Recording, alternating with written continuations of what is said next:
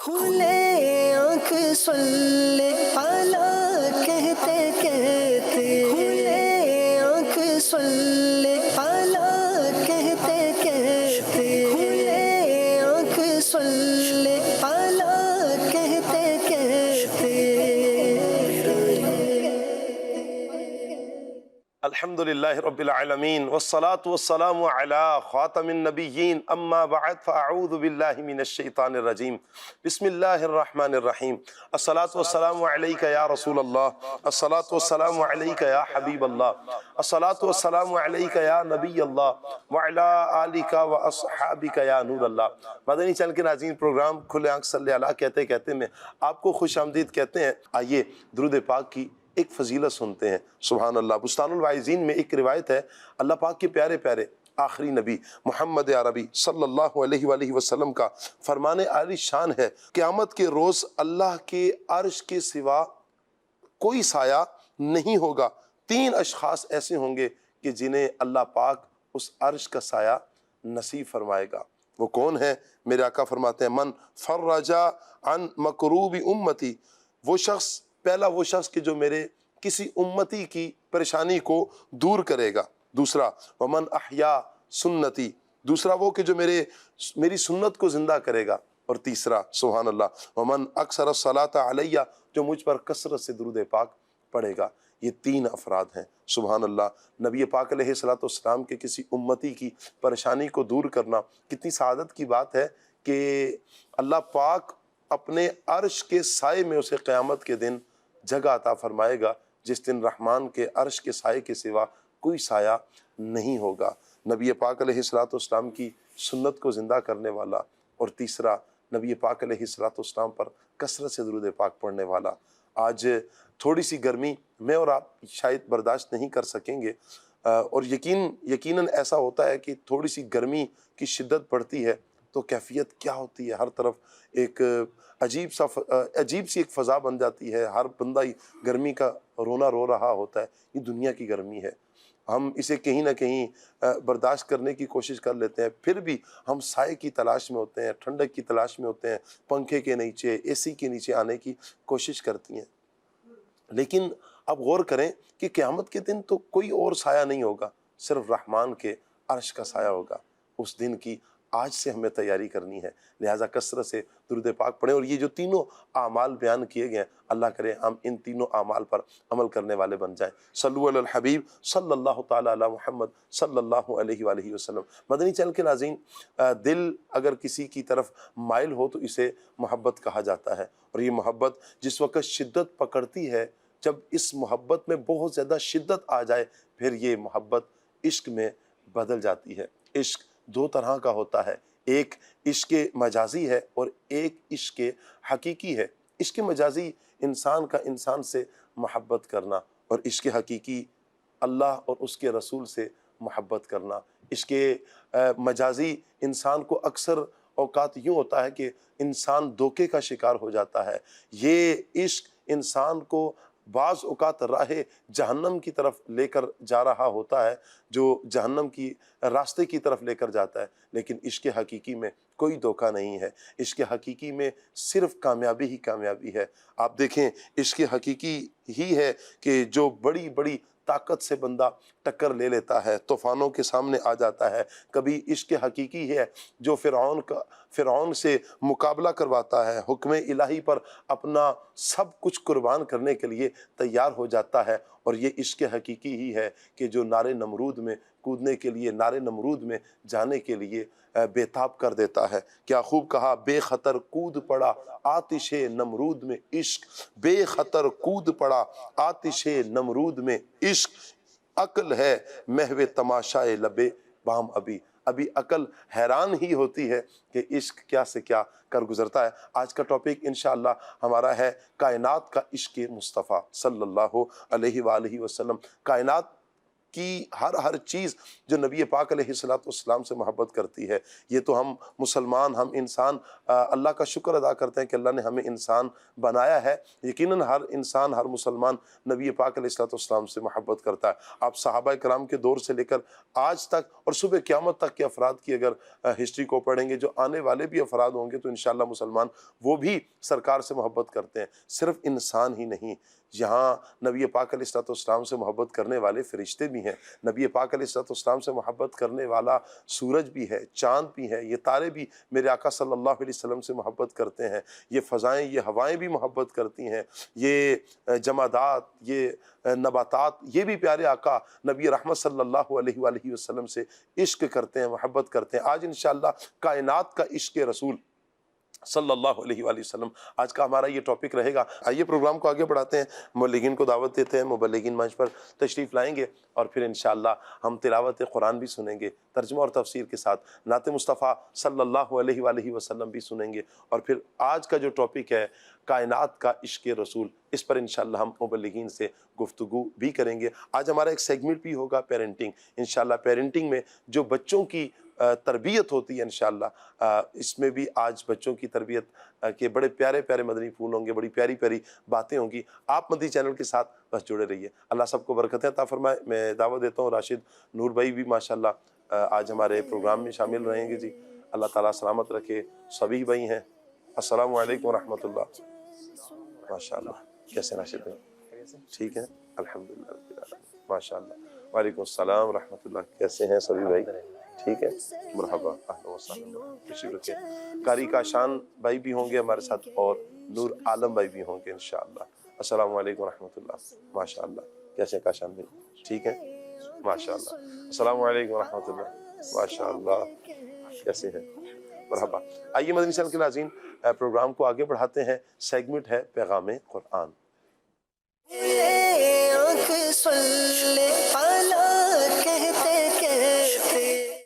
اعوذ باللہ من الشیطان الرجیم. اللہ کی پناہ مانگتا ہوں میں شیطان مردود سے. بسم اللہ الرحمن الرحیم. اللہ کے نام سے شروع جو نہایت مہربان رحمت والا ہے. سيقول السفهاء من الناس ما ولاهم عن قبلتهم التي كانوا عليها.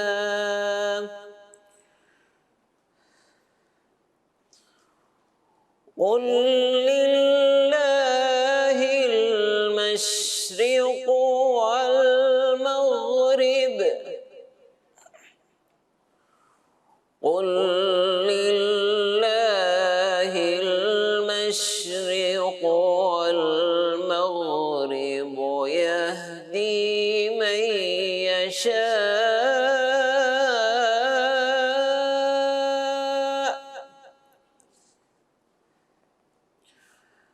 يهدي من يشاء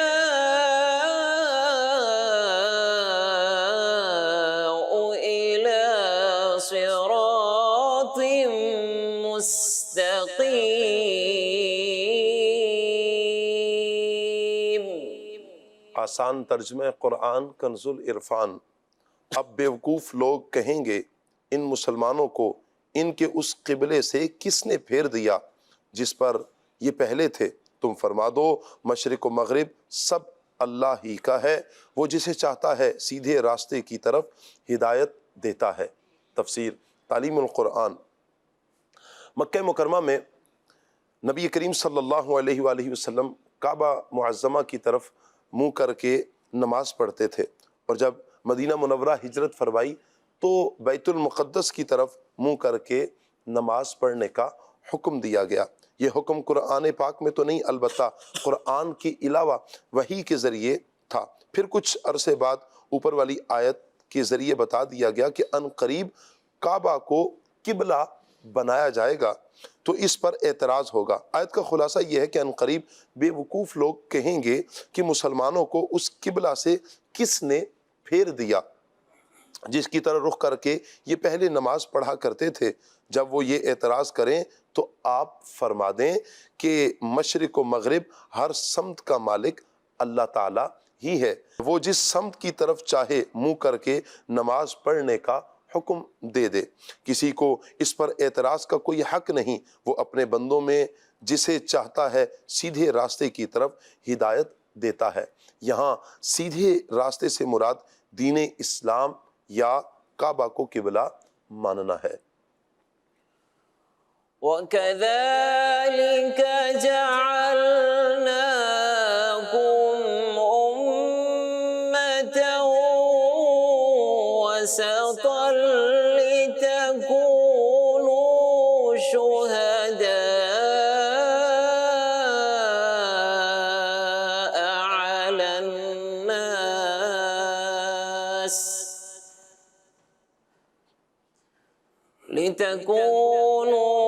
شُهَدَاءَ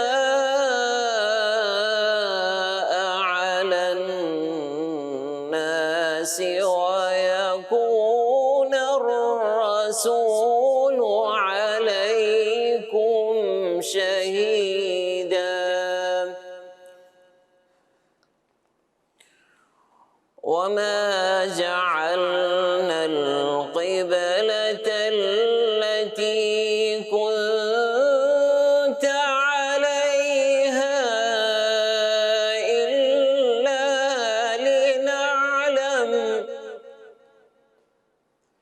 إلا لنعلم من يتبع الرسول ممن ينقلب على عقبيه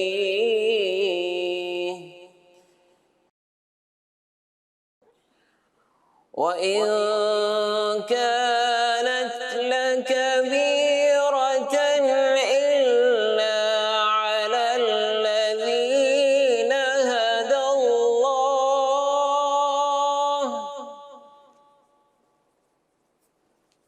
وما كان الله ليضيع إيمانكم إن الله بالناس لرؤوف رحيم۔ آسان ترجمہ قرآن کنز العرفان۔ اور اسی طرح ہم نے تمہیں بہترین امت بنایا تاکہ تم لوگوں پر گواہ بنو اور یہ رسول تمہارے نگہبان و گواہ ہوں۔ اور اے حبیب تم پہلے جس قبلہ پر تھے ہم نے وہ اسی لیے مقرر کیا تھا کہ دیکھیں کون رسول کی پیروی کرتا ہے اور کون الٹے پاؤں پھر جاتا ہے۔ اور بے شک وہ لوگ جنہیں اللہ نے ہدایت دی تھی ان کے علاوہ لوگوں پر یہ بہت بھاری تھی، اور اللہ کی یہ شان نہیں کہ تمہارا ایمان ضائع کر دے، بے شک اللہ لوگوں پر بہت مہربان رحم والا ہے۔ تفسیر تعلیم القرآن۔ اس آیت مبارکہ سے 4 باتیں معلوم ہوتی ہیں۔ نمبر 1، فرمایا کہ اے مسلمانوں جس طرح تمہیں صراط مستقیم کی طرف ہدایت دی اسی طرح ہم نے تمہیں بہترین امت بنایا، سبحان اللہ، تاکہ لوگوں پر گواہ بنو اور رسول کریم صلی اللہ علیہ وآلہ وسلم تم پر گواہ ہوں۔ نمبر 2، قبلہ کی تبدیلی کی حکمت بتائی کہ ہم دیکھیں کہ کون سمت و جہت میں پڑا رہتا ہے اور کون رسول کی پیروی کر کے سچا مومن ہونے کا ثبوت دیتا ہے۔ نمبر 3، لوگوں پر قبلہ کی یہ تبدیلی ضرور بہت بھاری تھی، اسی لیے کئی کمزور ایمان والے اسلام سے پھر گئے۔ نمبر 4، بیت المقدس کی طرف نماز پڑھنے کے زمانہ میں جن صحابہ کرام نے وفات پائی ان کے رشتہ داروں نے قبلہ تبدیل ہونے کے بعد ان کی نمازوں کا حکم دریافت کیا، نمازوں کا حکم پوچھا، جس پر یہ آیت کریمہ نازل ہوئی، اور انہیں یہ اطمینان دلایا گیا کہ اللہ کی یہ شان نہیں کہ تمہارا ایمان یعنی نمازیں ضائع کر دے۔ اہم بات، مسلمان گواہ ہیں کہ نبی کریم صلی اللہ علیہ وسلم کے بتانے کی وجہ سے قیامت میں انبیاء اکرام علیہم السلام کے حق میں گواہی دیں گے کہ ان انبیاء نے خدا کا پیغام اپنی امتوں تک صحیح طریقے سے پہنچا دیا تھا۔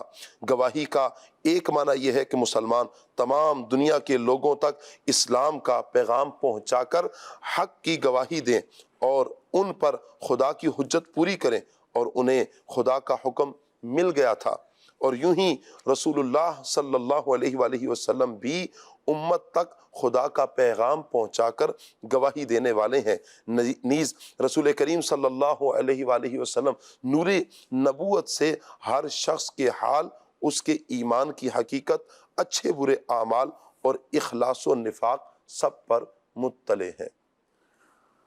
وَكَذَلِكَ جَعَلْنَاكُمْ أُمَّةً وَسَطًا لِتَكُونُوا شُهَدَاءَ عَلَى النَّاسِ وَيَكُونَ الرَّسُولُ عَلَيْكُمْ شَهِيدًا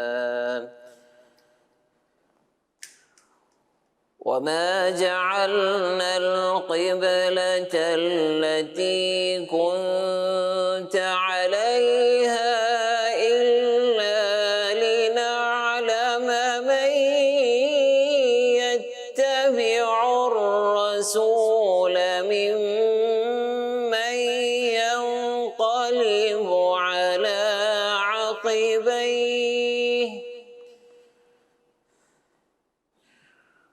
وَإِن كَانَتْ لَكَبِيرَةً إِلَّا عَلَى الَّذِينَ هَدَى اللَّهُ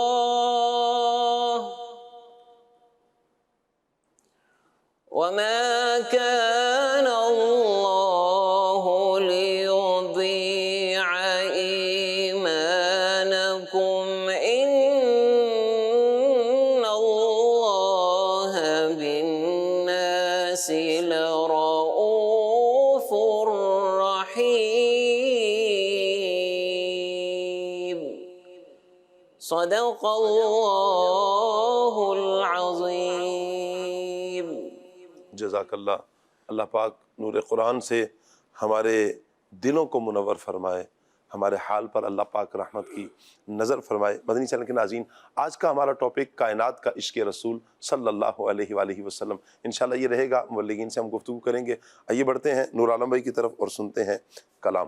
جی نور عالم بھائی، آج کون سا کلام سنا رہے ہیں نور عالم بھائی؟ صلو علی الحبیب صلی اللہ تعالیٰ علیہ محمد صلی اللہ تعالیٰ علیہ وسلم۔ لب پر نعت پاک کا نغمہ کل بھی تھا اور کیا آج بات، مرحبا۔ صلی علی نبینا صلی علی محمد صلی علی نبینا صلی علی محمد صلی علی شفیعنا صلی علی محمد جان ہے عشق مصطفیٰ روز فزو کرے خدا جس کو درد کا مزہ، جس کو درد کا مزہ، ناز دوا اٹھائے کیوں صلی علی نبینا علی محمد صلی علی محمد نزع کے وقت جب میری سانسوں میں انتشار ہو میری نظر کے سامنے میری نظر کے سامنے گنبد ہو ہرا فقط صلی علی نبینا صلی علی محمد صلی علی محمد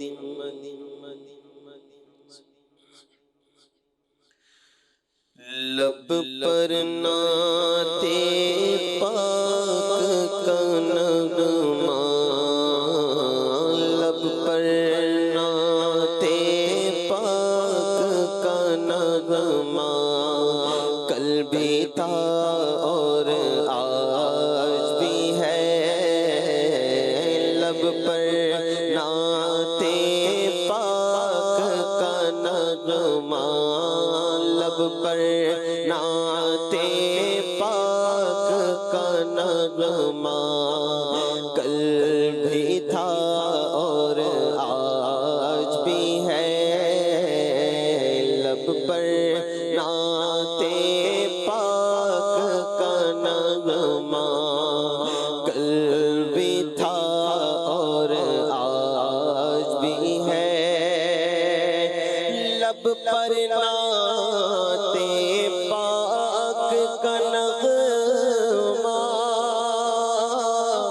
کل بھی تھا اور آج بھی ہے میرے نبی سے میرا رشتہ میرے نبی سے میرا رشتہ کل بھی تھا اور آج بھی ہے میرے نبی سے میرا رشتہ میرے نبی سے میرا رشتہ کل بھی تھا اور آج بھی ہے اور کسی جانب کیوں جائے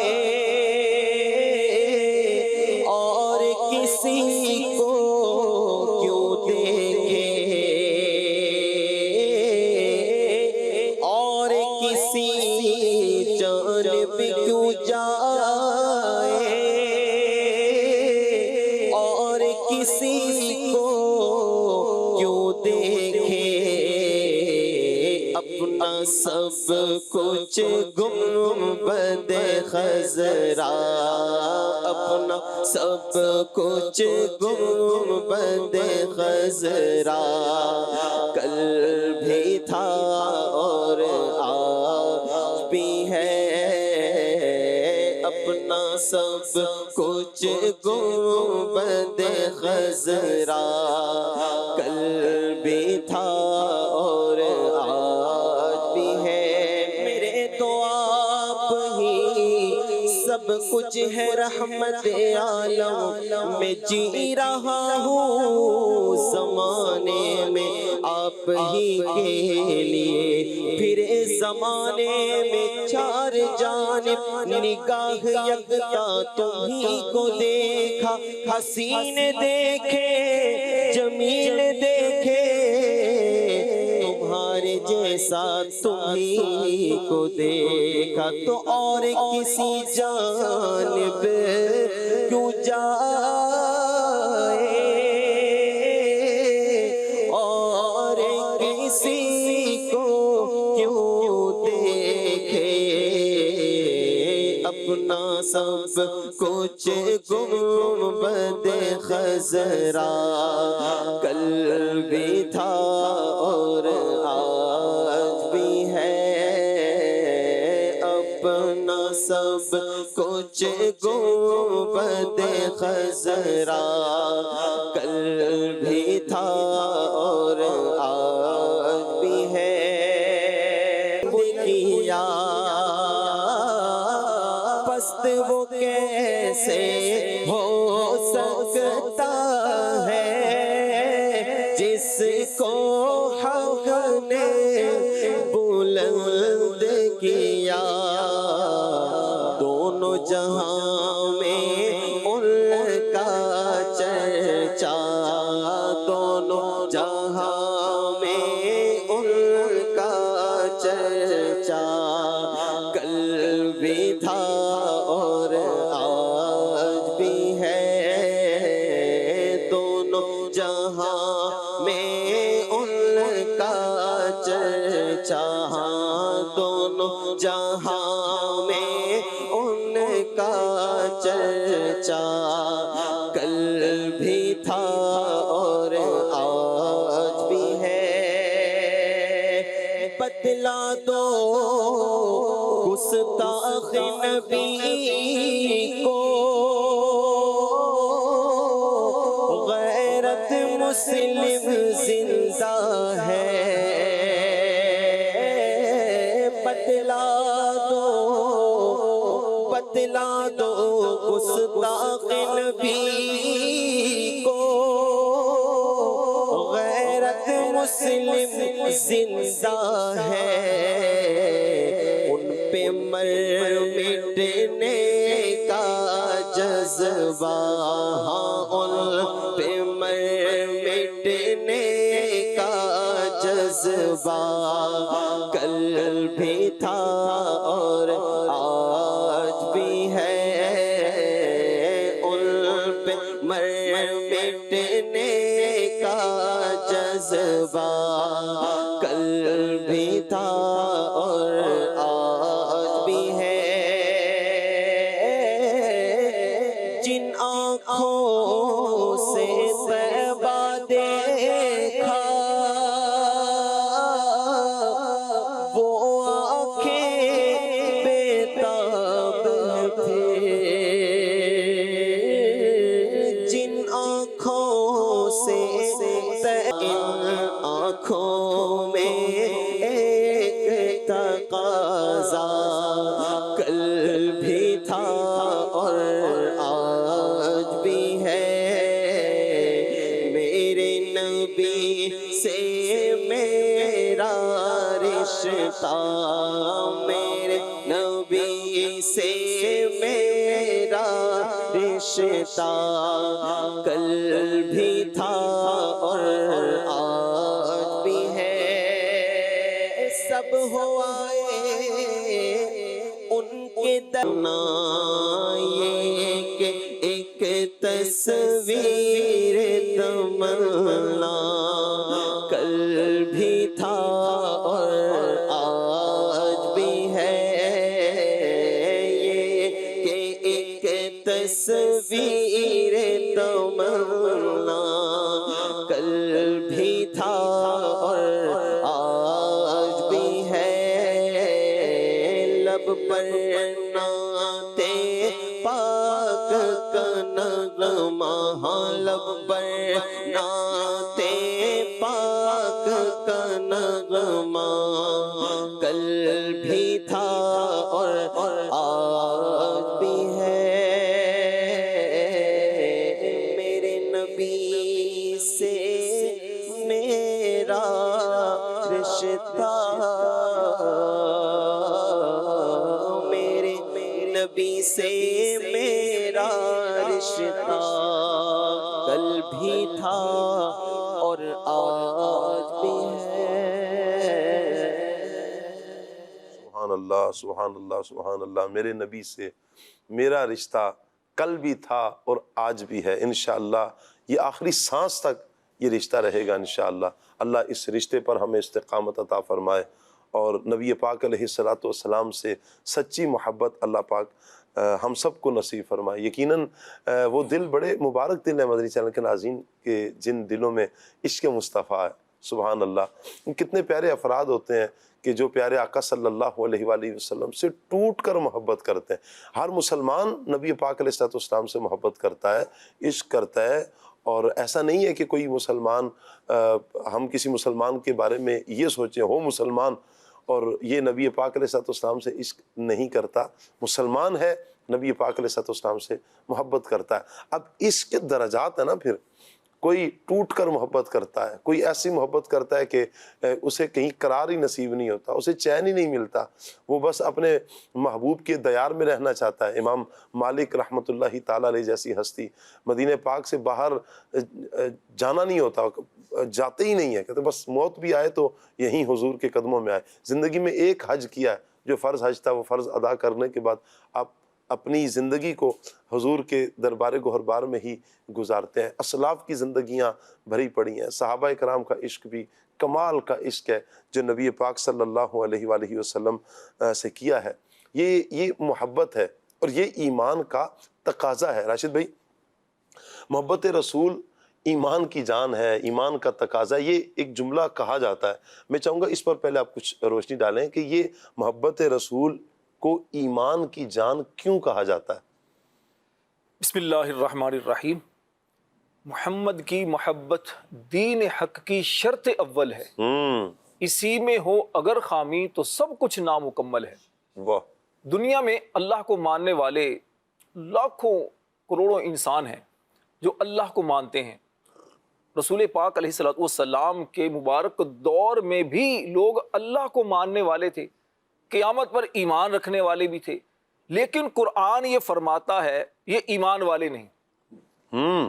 اللہ پر بھی ایمان رکھتے، آخرت پر بھی ایمان رکھتے، لیکن قرآن نے ان لوگوں کو مومن نہیں کہا۔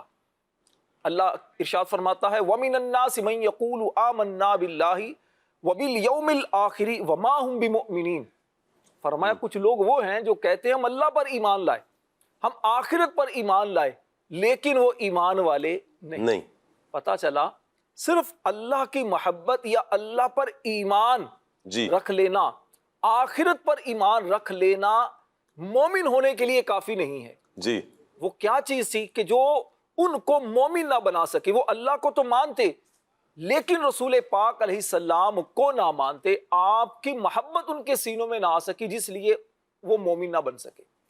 پھر اسی طرح آپ دیکھیے ایمان کی جان ہے رسول پاک علیہ الصلوۃ والسلام کی محبت۔ اس کی وجہ یہ ہے کہ نبی پاک علیہ الصلوۃ والسلام جو ہیں یوں سمجھیے کہ مرکز و محور ہیں۔ واہ واہ، سبحان اللہ۔ آپ علیہ السلام کی ذات کو اگر نکال دیا جائے جی تو پھر ایمان باقی نہیں رہتا۔ اچھا، ایمان ہی باقی نہیں رہتا، کیونکہ آپ جان ہیں، آپ ایمان کی بھی جان ہیں اور کائنات کی بھی جان ہے۔ کیا بات ہے! میرے امام فرماتے ہیں جان ہے، جان کیا نظر آئے، جان ہے، جان کیا نظر آئے، جان کیا نظر آئے، سبحان مدعو گردے خار پھرتے ہیں۔ ہائے ہائے ہائے، کیا بات ہے! واقعی کس کی طرف اشارہ کیا؟ جی بالکل بالکل۔ غار کے اندر، غار ثور میں جب گئے ہیں تو وہاں پر نظر نہیں آئے، تو فرمایا ان کافروں کو کیوں میرے محبوب نظر آئے؟ کیونکہ یہ تو کائنات کی جان ہے۔ جی تو بہرحال رسول پاک علیہ الصلوۃ والسلام مومنوں کی جان سے زیادہ ان کے مالک ہیں، جانوں سے زیادہ، اپنی مومنوں کی جان سے زیادہ ان کے قریب بھی ہیں۔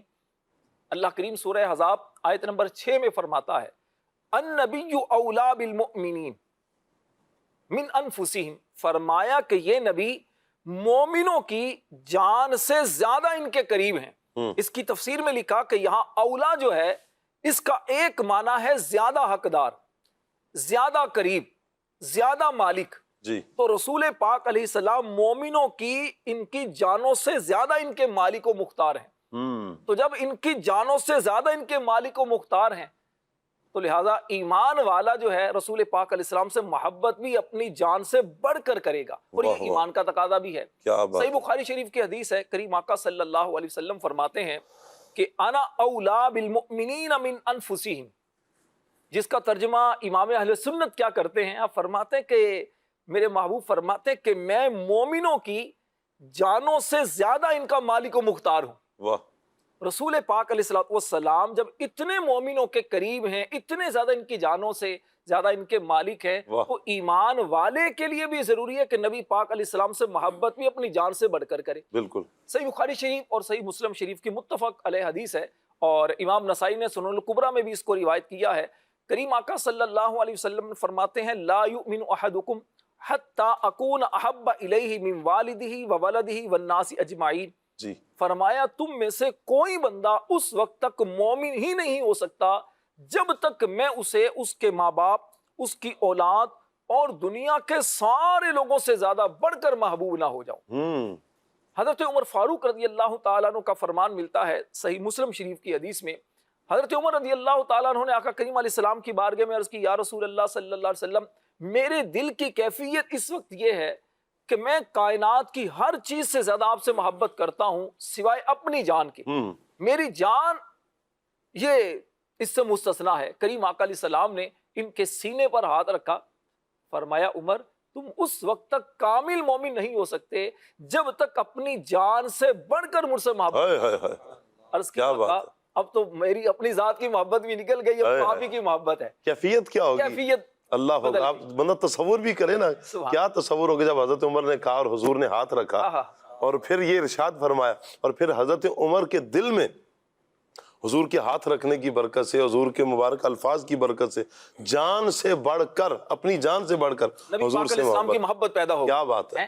تو رسول پاک علیہ السلام کی محبت ایمان کے کامل ہونے کے لیے، بلکہ یوں کہیے مومن ہونے کے لیے اتنی زیادہ ضروری ہے، اتنی زیادہ ضروری ہے کہ اگر اس محبت کو نکال دیا جائے تو پھر ایمان باقی ہی نہیں بچتا. امام اہل سنت نے کیا خوبصورت وہ لکھا نا شعر، اللہ کی سر تا با قدم شان ہے یہ انسان نہیں انسان وہ انسان ہے یہ. کیا بات ہے. خاک ہو کر عشق میں آرام سے سونا ملا، خاک ہو کر عشق میں آرام سے سونا ملا، جان کی ایک سیر ہے الفت رسول اللہ کی، جان کی ایک سیر ہے الفت رسول اللہ کی، اور وہ جہنم میں گیا جو ان سے مستغنی ہوا ہے، خلیل اللہ کو حاجت رسول اللہ کی. سبحان اللہ. رسول پاک علیہ السلام کی جو محبت ہے یہ ایمان کی جان ہے. ایمان کی جان. ایمان کی جان ہے، اور اگر جان نکل جائے تو پھر اس کو زندہ نہیں کہتے، مردہ کہتے ہیں. اللہ اکبر. جسم کو بھی مردہ کہتے ہیں. تو اگر ایمان سے رسول پاک علیہ السلام کی محبت کو نکال دیا جائے تو پھر ایمان باقی نہیں رہتا. یہی وجہ تھی صحابہ کرام علیہم الرضوان اپنی جانوں سے بڑھ کر کریم آقا علیہ السلام پر جانیں قربان کرنے کے لیے تیار رہتے، محبت کرتے، عشق رسول کرتے.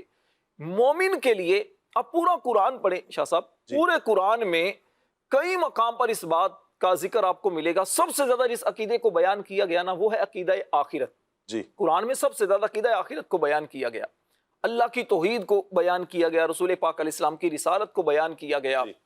اللہ پاک کے جتنے بھی نبی آئے ان سارے نبیوں سے ایک وعدہ لیا گیا، بلکہ دو وعدے لیے گئے، لَتُؤْمِنُنَّ بِهِ وَلَتَنْصُرُنَّ. ضرور اس نبی پر ایمان بھی لانا ہے اور ضرور ان کی مدد بھی کرنی ہے.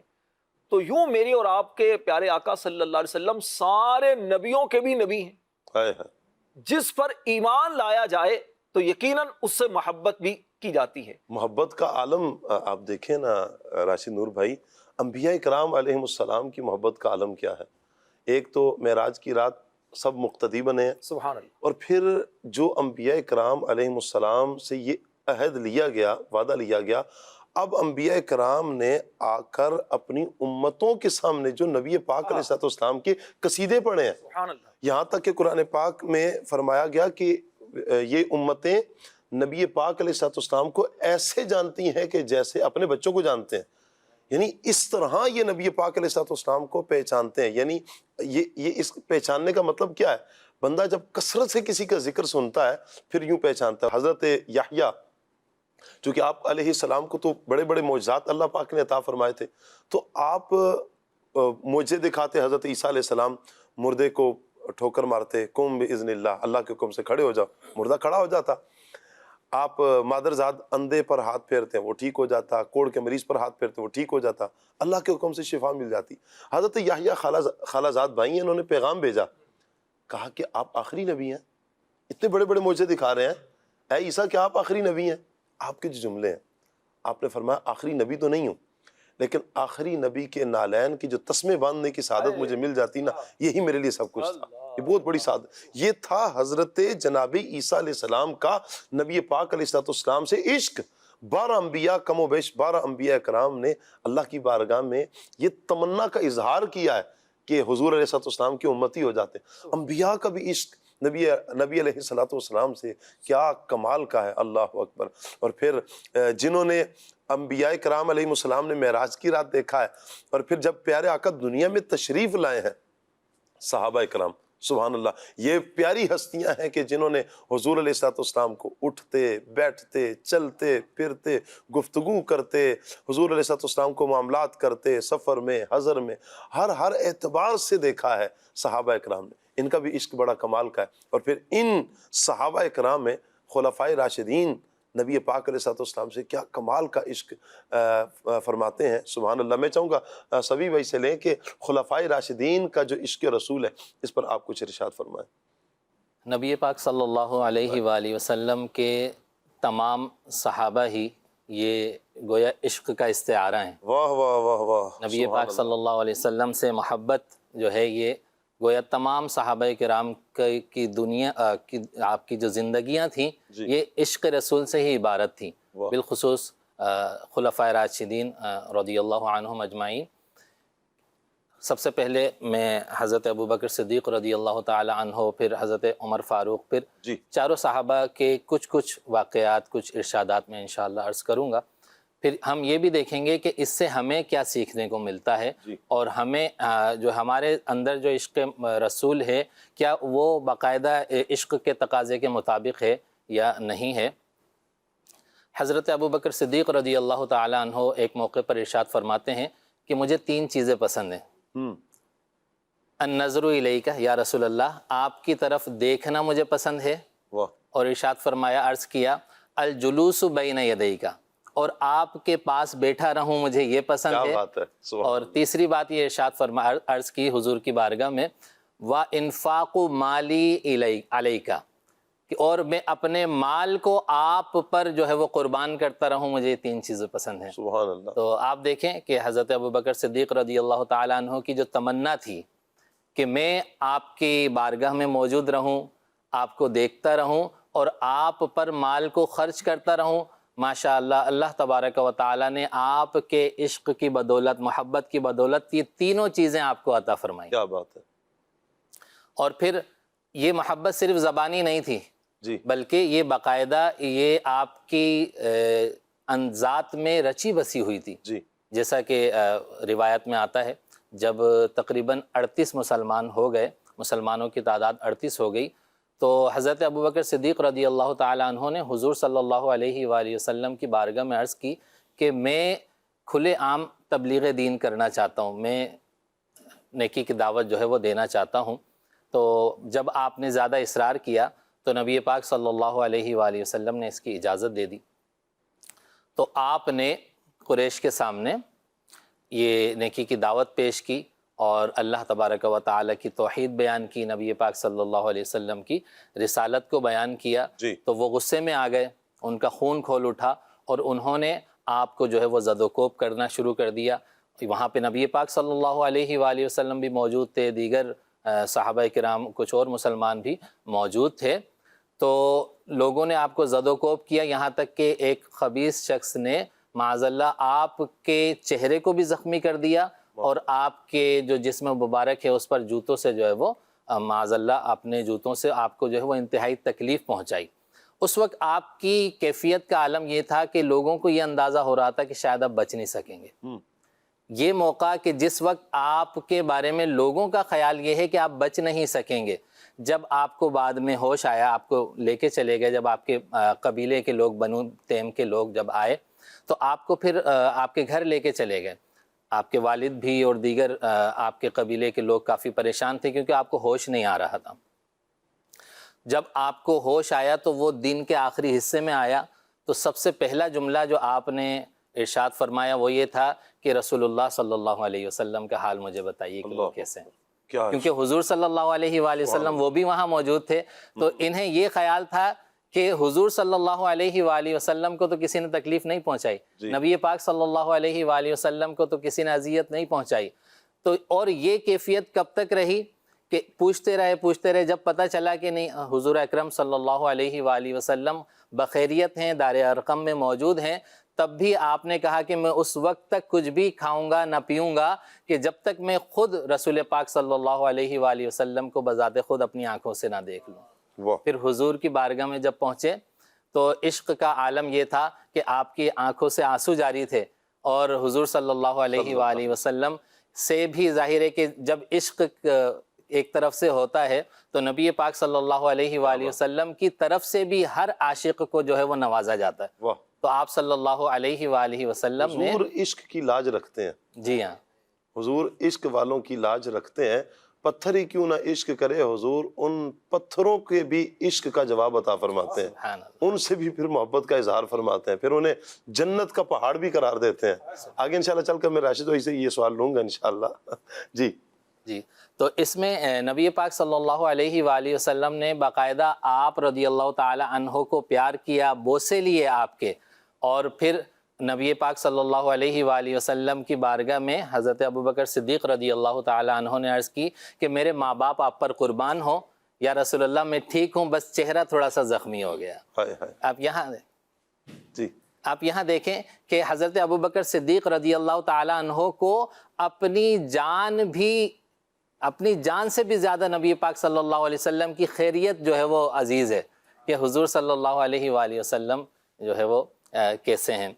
اسی طرح حضرت عمر فاروق رضی اللہ تعالی عنہ، آپ باقاعدہ یہ دعا کیا کرتے تھے کہ نبی پاک صلی اللہ علیہ وآلہ وسلم کے شہر کے اندر مجھے موت آئے، اللہم ارزقنی شہادتاً فی سبیلک، اے اللہ مجھے اپنی راہ میں شہادت عطا فرما، اور شہادت بھی کہاں پر؟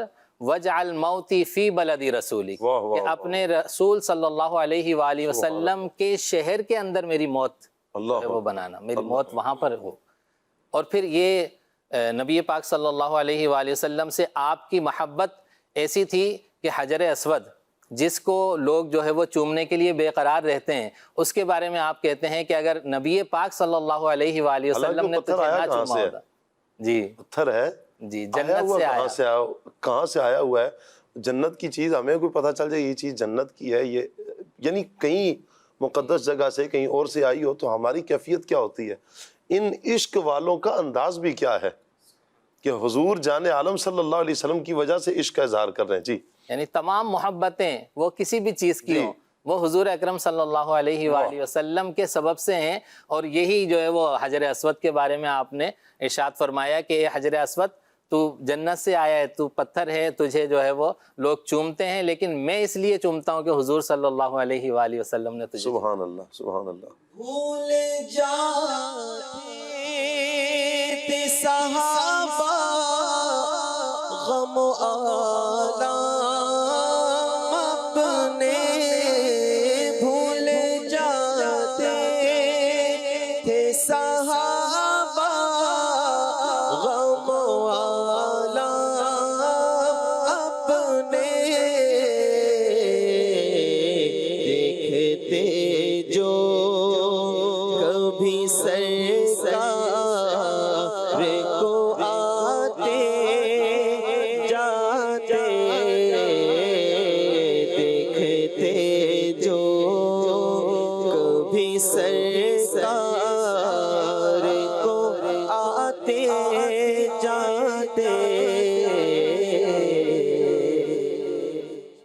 حضرت عثمان غنی رضی اللہ تعالیٰ عنہ کی کیا شان؟ اسلام کے تیسرے خلیفہ حضرت عثمان غنی رضی اللہ تعالیٰ عنہ، آپ کی محبت کا یہ عالم تھا کہ آپ نبی پاک صلی اللہ علیہ وآلہ وسلم کی باتوں کو، آپ کے انداز کو، آپ کی اداؤں کو اپناتے تھے. اور حدیث تو مشہور ہے، اور آپ نے بھی اور مدنی چینل کے ناظرین نے بھی کئی بار اس کو سنا ہوگا کہ ایک مرتبہ حضرت عثمان غنی رضی اللہ تعالی عنہ نے ایک موقع پر ایک جگہ پر وضو کیا. وضو کے بعد آپ مسکرائے. جی. پھر اس کے بعد جو دیگر رفقا جو آپ کے ساتھ موجود تھے تو ان سے کہا کہ کیا تم یہ نہیں پوچھو گے کہ میں کیوں مسکرایا؟ اب یہاں پر دیکھیں کہ آپ جس انداز سے بیان کر رہے ہیں یہ انداز بھی نبی پاک صلی اللہ علیہ وآلہ وسلم سے آپ نے لیا اور اس کو آگے خود بیان بھی کیا. تو کہا کہ کیا نہیں پوچھو گے؟ تو لوگوں نے پوچھا آپ کیوں مسکرائے؟ تو کہا کہ اسی مقام کے قریب نبی پاک صلی اللہ علیہ وآلہ وسلم نے وضو کیا اور وضو کے بعد مسکرائے اور مسکرا کے یہی پوچھا کہ کیا تم مجھ سے یہ نہیں پوچھو گے کہ مجھے کس چیز نے جو ہے وہ کون سی چیز سبب بنی کہ میں مسکرایا؟ تو پھر نبی پاک صلی اللہ علیہ وآلہ وسلم نے صحابہ کے استفسار کرنے پر یہ بات ارشاد فرمائی کہ جب بندہ وضو کرتا ہے تو جب وہ اپنا چہرہ دھوتا ہے تو اللہ تبارک و تعالیٰ اس کے چہرے کے گناہ معاف فرماتا ہے. کیا بات! جب وہ اپنی کوہنیاں دھوتا ہے تو اللہ تبارک و تعالیٰ اس کی کوہنیوں کے گناہ معاف فرما دیتا ہے. جب وہ سر کا مسح کرتا ہے تو اس کے سر کے گناہ معاف فرما دیتا ہے، اور جب اپنے قدموں کو دھوتا ہے تو قدموں کے گناہ بھی معاف فرما دیتا ہے. سبحان اللہ. یہاں پہ حضرت عثمان غنی رضی اللہ تعالی عنہ کے عشق رسول کو دیکھیے کہ آپ نے نہ صرف اس جگہ کو یاد رکھا، نہ صرف آپ کے ارشاد کو یاد رکھا، بلکہ آپ نے حضور صلی اللہ علیہ وآلہ وسلم کے انداز کو بھی یاد رکھا اور اس بات کو بھی یاد رکھا کہ آپ نے بات جو ارشاد فرمائی تھی وہ کس انداز سے ارشاد فرمائی. سبھی بھائی یہ عشق صحابہ اکرام کا جو عشق تھا نا، عشق یہ اس انداز کا تھا کہ حضور صلی اللہ علیہ وآلہ وسلم جو فرماتے ہیں نا، وہ ایک ایک لفظ کو یاد رکھتے تھے. کون سا لفظ پہلے ہے، کون سا لفظ بعد میں ہے، یہ بھی یاد رکھتے تھے.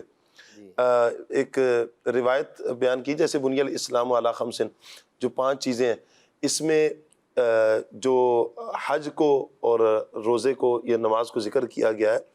تو ایک صحابی نے آ کر یا ایک نے آ کر بیان کی تو انہوں نے کہا، جب صحابی کے سامنے جب بیان کی، کہا حضور نے یہ لفظ پہلے استعمال کیا ہے، اس لفظ کو بعد میں استعمال کیا ہے.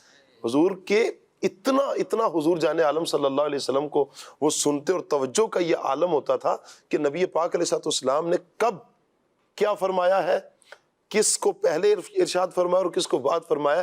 یہ ہے صحابہ کرام کی توجہ، یہ ہے صحابہ کرام کا عشق نبی پاک علیہ السلام سے.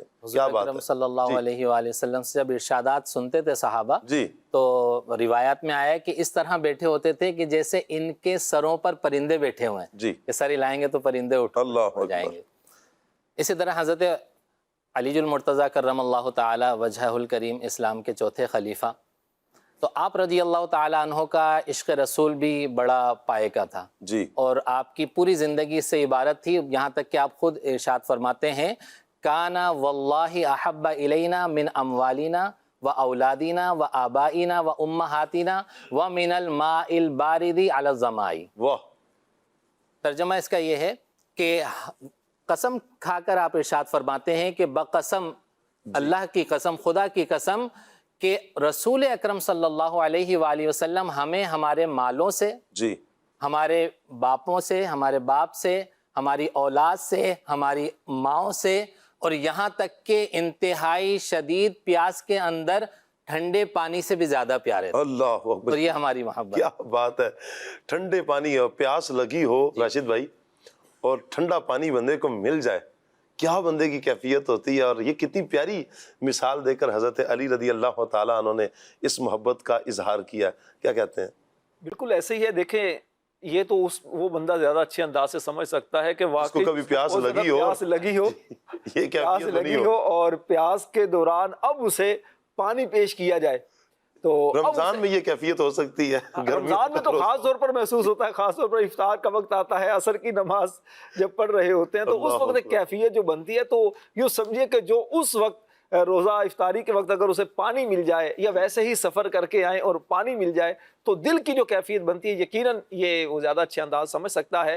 میں غور اس پر شاہ صاحب کر رہا تھا کہ صحابہ کرام علیہم رضوان یہ وہ نفوس قدسیہ ہیں، بزرگ ہستیاں ہیں، برگزیدہ اللہ کے بندے ہیں، یہ وہ مقدس ترین افراد ہیں کائنات کے جس کو اللہ نے سلیکٹ کیا اپنے محبوب علیہ السلام کی صحبت کے لیے۔ واہ، اللہ کریم اپنے محبوب سے بہت محبت فرماتا ہے، تو اللہ نے جن لوگوں کو سلیکٹ کیا کریم آقا علیہ السلام کے لیے، وہ اللہ کے نزدیک کتنے مقام و مرتبے والے ہوں گے، ان کا اللہ کے ہاں کتنا زیادہ مقام و مرتبہ ہوگا، ان کے دل کتنے پاکیزہ ہوں گے، کتنے صاف ستھرے دل والے ہوں گے، کتنی عظمتوں والے وہ لوگ ہوں گے۔ آپ اگر قرآن پڑھیں تو قرآن میں اللہ پاک نے جن لوگوں کے ایمان کو کائنات کے لوگوں کے ایمان کا معیار بنایا ہے، یہ صحابہ کرام ہیں۔ صحابہ کرام ہیں جن لوگوں کے لیے فرمایا ایمان لانا ہے تو ان جیسا ایمان، اللہ اکبر، اللہ ان اکبر، جیسا ایمان لاؤ، ان جیسا ایمان لاؤ گے تو تمہارا ایمان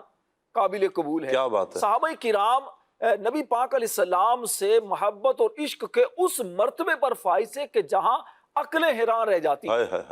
عقل جو ہے وہ وہاں پر آ کر خاموش ہو جاتی ہے۔ عقل قرباں کن بپیش مصطفیٰ، کریم آقا علیہ السلام کے قدموں پر یہ اپنی عقلوں کو نہیں، اپنے عشق اور محبت کو ہمیشہ پیش نظر رکھا کرتے تھے۔ یہی وجہ ہے آج جو لوگ اس بات کو کہتے ہیں ہمیں سمجھ نہیں آتی، یہ کیسے کیا ہوگا، یہ کیوں کیا ہوگا، اس کی وجہ یہ کہ ہم اپنی ناقص عقل کے مطابق جب چیزوں کو دیکھتے ہیں نا تو چیزیں ہمیں وہ سمجھ نہیں آتی۔ اچھا، یہ چیز اس وقت سمجھ آئے گی اگر کسی کو جیسے اپنی اولاد سے محبت ہے، اب اپنی اولاد کی محبت میں وہ کیسے دیوانہ وار وہ سارے ایسے کام کرتا ہے جو دوسرا بندہ جس کا بیٹا نہیں ہے اسے وہ چیزیں سمجھ نہیں آ رہی ہوتی، لیکن باپ کہتا ہے میں اس کا باپ ہوں۔ باپ کے دل میں جو بیٹے کی محبت ہے، ماں کے دل میں جو بیٹے کی محبت ہے، وہ یقیناً وہی سمجھ سکتے ہیں۔ یہ بظاہر ایک چیز ہے۔ کریم آقا علیہ السلام کی محبت تو ایسی محبت ہے جو اولاد سے بڑھ کر ہے، جو اولاد سورہ توبہ میں اللہ تبارک و تعالی نے واضح طور پر اس بات کو ارشاد فرمایا، اے محبوب ان لوگوں سے فرماؤ اگر تمہارے ماں باپ، تمہارے بیٹے، تمہارا کنبہ، تمہارے رشتہ دار، تمہارا خاندان، یہ ساری چیزیں اللہ اور اس کے رسول کے مقابلے میں زیادہ تمہارے تمہیں محبوب ہیں تو پھر راہ دیکھو۔ اللہ یہاں واضح طور پر اس بات میں یہاں پر ارشاد فرمایا گیا کہ تمہیں اللہ اور اس کے رسول سے سب سے زیادہ محبت ہونی چاہیے۔ اللہ سے زیادہ محبت کا تقاضا بھی یہی ہے کہ کریم آقا علیہ السلام سے زیادہ محبت کی جائے۔ تو یہ صحابہ کرام علیہ الرضوان کی نبی پاک علیہ السلام سے محبتوں کا قل ان کان آباؤکم و ابناؤکم و اخوانکم و ازواجکم و عشیرتکم و اموال اقترفتموها و تجارت تخشون کسادها و مساکن ترضونها احب الیکم من اللہ و رسولہ و جہاد فی سبیلہ فتربصوا حتی یأتی اللہ بامرہ واللہ لا یہدی القوم الفاسقین، واللہ لا یہدی القوم الفاسقین۔ فرمایا کہ تم فرماؤ اگر تمہارے باپ، تمہارے بیٹے، تمہارے بھائی، تمہاری عورتیں، تمہارا کنبہ، تمہاری کمائی کے مال اور وہ سودا جس کے نقصان کا تمہیں ڈر ہے اور تمہارے پسند کے مکان، یہ چیزیں اللہ اور اس کے رسول اور اس کی راہ میں لڑنے سے زیادہ پیاری ہوں تو راستہ دیکھو، یعنی انتظار کرو یہاں تک کہ اللہ اپنا حکم لائے، اور اللہ فاسقوں کو راہ نہیں دیتا۔ اللہ اکبر۔ یہ کیسی بات ہے کہ یعنی اس آیت مبارکہ میں سبھی کچھ بیان کر دیا گیا کہ سب سے بڑھ کر اللہ اور اس کے رسول ہی کی محبت ہے، اللہ اور اس کے رسول سے ہی محبت کرنی ہے۔ اور اصل مدنی چینل کے ناظرین، اللہ سے محبت کیوں نہ کریں، اللہ سے محبت کیوں نہ کریں؟ میرے آقا صلی اللہ علیہ وآلہ وسلم کی ایک حدیث مبارکہ ہے، آقا فرماتے ہیں اللہ سے محبت کرو کہ وہ اپنی نعمتوں میں سے تمہیں رزق عطا فرماتا ہے۔ اس کی نعمتیں تو دیکھیں کتنی نعمتیں ہیں جو ہم استعمال کرتے ہیں، وَإِن تَعُدُّوا نِعْمَةَ اللَّهِ لَا تُحْصُوهَا، اتنی نعمتیں ہیں کہ جو ہم شمار ہی نہیں کر سکتے، جو ہمیں اللہ نے عطا فرمائی ہیں، اتنی زیادہ نعمتیں ہیں ہم شمار نہیں کر سکتے۔ اس لیے اس رب سے محبت کریں، ان ساری نعمتوں میں ہمیں نعمتیں عطا کی ہیں، ہمیں رزق عطا فرماتا ہے۔ اچھا، یہ جو نعمتیں ملی ہیں راشد بھائی، یقیناً یہ ہمیں ملی ہیں، ٹھیک ہے سبھی بھائی، نعمتیں ہمیں ملی ہیں اتنی زیادہ ہیں ہم گن نہیں سکتے. یہ جو نعمتیں ہمیں ہم گن نہیں سکتے, تو پھر اللہ نے اپنے محبوب کو کیا کچھ عطا کیا ہوگا جو ہمارے لیے ہے, ایک عام انسان کے لیے, ایک عام بندے کے لیے اتنی نعمتیں ہیں. رب خود فرماتا ہے وَإِن تَعُدُّوا نِعْمَةَ اللَّهِ لَا تُحْصُوهَا, کہ گن ہی نہیں سکتے, شمار نہیں کر سکتے. ہمارے لیے اتنی نعمتیں ہیں, تو پھر محبوب کے لیے کتنی نعمتیں ہوں گی. سبحان اللہ. ان بہت ساری نعمتوں میں ایک نعمت عشق ہے کہ ساری مخلوق نبی پاک علیہ السلام سے عشق کرتی ہے. میں چاہوں گا راشد بھائی, اللہ تبارک و تعالیٰ کی جو نوری مخلوق ہے, فرشتے ہیں, یہ بھی تو اللہ کی مخلوق ہے نا, ان کا عشق مصطفیٰ کیسا ہے اور کس انداز میں یہ اظہار کرتے ہیں عشق مصطفیٰ کا؟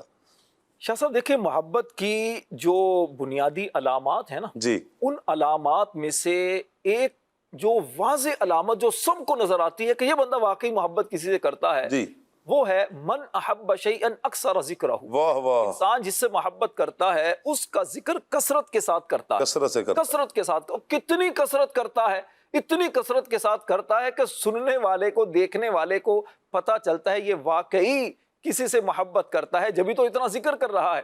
پھر محبت کرنے والے میں شاہ صاحب 3 عیب ہوتے ہیں. عیب ہوتے ہیں؟ جی, 3 عیب ہوتے ہیں. محبت بھی ہے اور عیب بھی ہے. عیب بھی ہیں. اللہ محبت کرتا ہے نا, جتنا زیادہ اس کے دل میں محبت ہوگی اس کی ذات میں 3 عیب ملیں گے. اچھا, اور یہ 3 عیب اگر نہ ہو تو وہ محبت کرنے والا ہی نہیں ہے. یا اللہ, یہ عیب تو نہ ہوئے نا پھر؟ نہیں, عیب ہیں, صفت ہوگی نا. اب آپ سوچئے گا. اچھا, اس کو یہ آپ نے مدنی چینل کے ناظرین کے لیے بھی سسپینس ڈال دیا. یہ 3 عیب ہے بندے میں, عیب ہے. اور لیکن جب سنیں گے تو انشاءاللہ آپ کو واقعی لگے گا بظاہر یہ عیب ہیں لیکن حقیقتاً یہ خوبیاں ہیں. اچھا, پہلی محبت کرنے والے میں جو ایک عیب ہے وہ اندھا ہوتا ہے. اندھا ہوتا ہے؟ اندھا ہوتا ہے کس چیز سے؟ محبوب کے عیب دیکھنے سے اندھا ہوتا ہے. اللہ اکبر. دوسرا عیب اس کی ذات میں, وہ گونگا ہوتا ہے.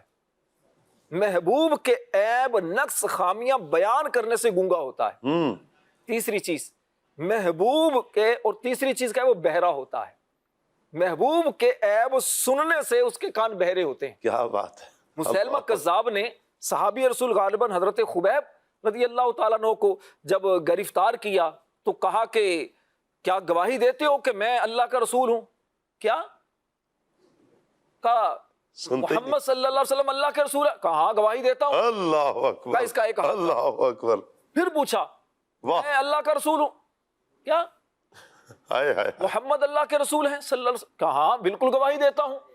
وہ بار بار جب اپنی بات کرتا, کہا تمہاری بات میری سمجھ میں نہیں آ رہی, میرے محبوب کی بات فوراً کان سن رہے ہیں. تو یہ محبوب جو عاشق ہوتا ہے نا, اس کی ذات میں یہ 3 گویا بظاہر عیب ہے لیکن حقیقتاً یہ خوبیاں ہیں. تو اسی طرح محبت کرنے والا جو ہے, محبت کرنے والا, میں نے ابتدا جس سے کی تھی, میں اسی پر آپ کی سوال کی طرف آؤں گا. آپ اسی میں مزہ آنے لگا آپ کو جوش, کیونکہ چیز ہی ایسی ہے جب انسان محبت کرتا ہے نا تو اس کا ذکر اچھا لگتا ہے. اور پھر محبوب کا ذکر ہے نا, محبوب کا ذکر ہے, محبوب ہے, محبوبوں کے محبوب ہیں, کریم آقا صلی اللہ علیہ وسلم کا ذکر ہے. جب بھی چھڑتا ہے تو ایک رنگ ہی بدل جاتا ہے. سبحان اللہ. یقین کریں راشد بھائی, جب اس ٹاپک پر بیان ہوا, مدنی چینل کے پروگرامز ہوئے, کہیں بھی آپ مدنی چینل کے ناظرین بھی دیکھیں, جب بھی رسول اللہ صلی اللہ علیہ وسلم کی بات آتی ہے ایک دم رنگ ہی بدل جاتا ہے. سبحان اللہ. کروں تیرے نام پہ جاں فدا, نہ بس ایک جاں دو جہاں فدا.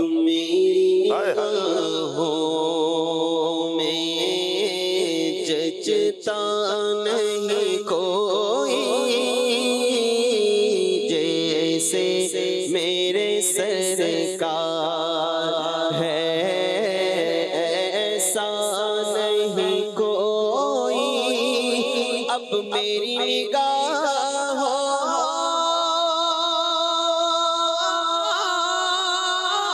میں ججتا نہیں کوئی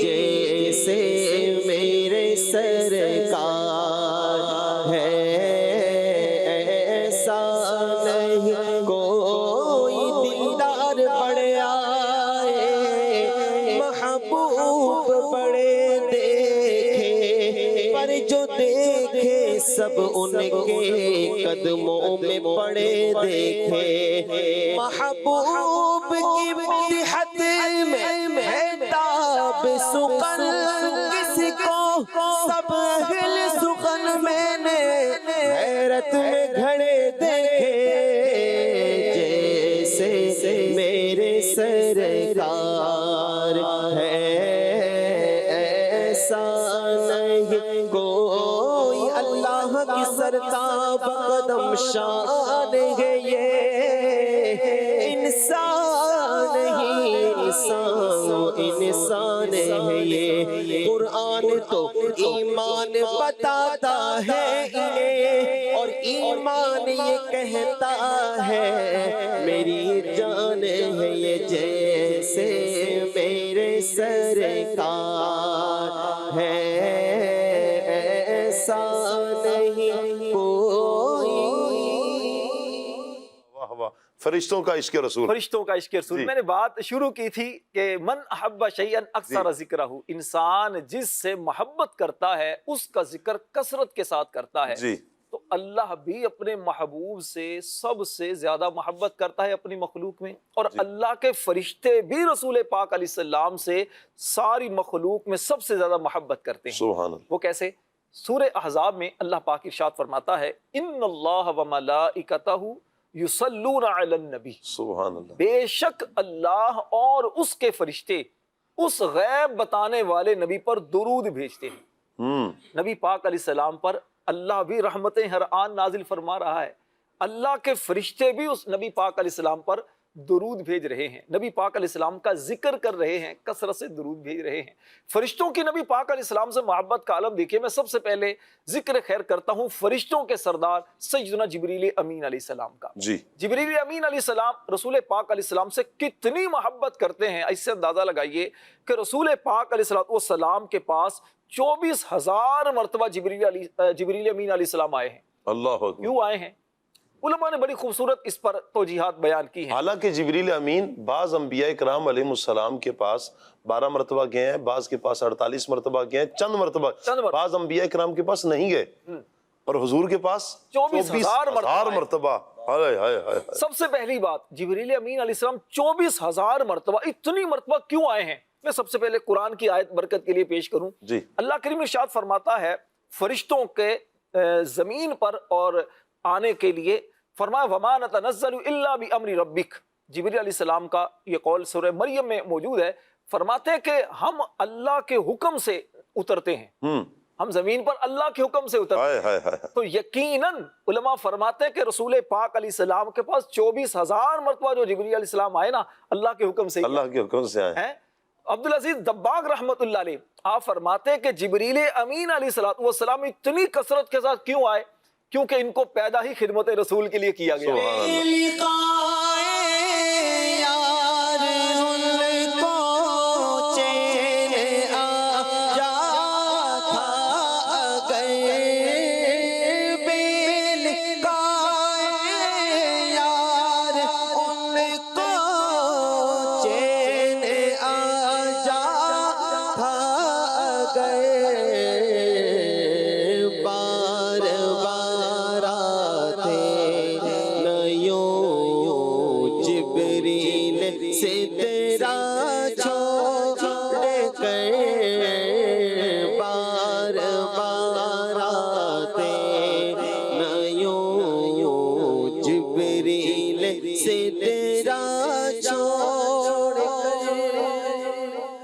وجہ یہ بھی تھی کہ جبریل علیہ السلام کو یوں سمجھیے کہ سرکار دو عالم علیہ السلام کی جب بھی زیارت کی طلب ہوتی آقا کریم کی بارگاہ میں حاضر ہو جاتے، گویا چین ہی کریم آقا علیہ السلام کی بارگاہ میں حاضر ہو کر ملتا۔ پھر اب دیکھیے رمضان میں جبریل علیہ السلام آ کر نبی پاک علیہ السلام سے پورا رمضان روزانہ ہی قرآن پاک کا دور کیا کرتے۔ جبریل علیہ السلام چونکہ مزاج رسول کو سمجھتے تھے کہ میں اگر ان کی امت سے محبت کروں گا تو ان کو خوشی ہوگی۔ جبریل علیہ السلام نے معراج کی رات آقا کریم علیہ السلام سے عرض کی، حضور میری تمنا ہے جب آپ کی امت پل صراط سے گزرے جبریل کے پر ان کے قدموں کے نیچے ہیں، جبریل کے پر ان کے قدموں کے نیچے، اور میرے امام نے کیا کہا، حضور جبریل کی خواہش اپنی جگہ، جبریل علیہ السلام کی محبت اپنی جگہ، لیکن حضور ہم غلاموں کی خواہش یہ ہے کہ پل سے اتارو راہ گزر کو خبر نہ ہو، واہ واہ، جبریل پر بچھائے تو پر کو خبر نہ ہو۔ کیا بات، سے اتارو راہ گزر کو خبر نہ ہو، پل سے اتارو راہ گزر کو خبر نہ ہو،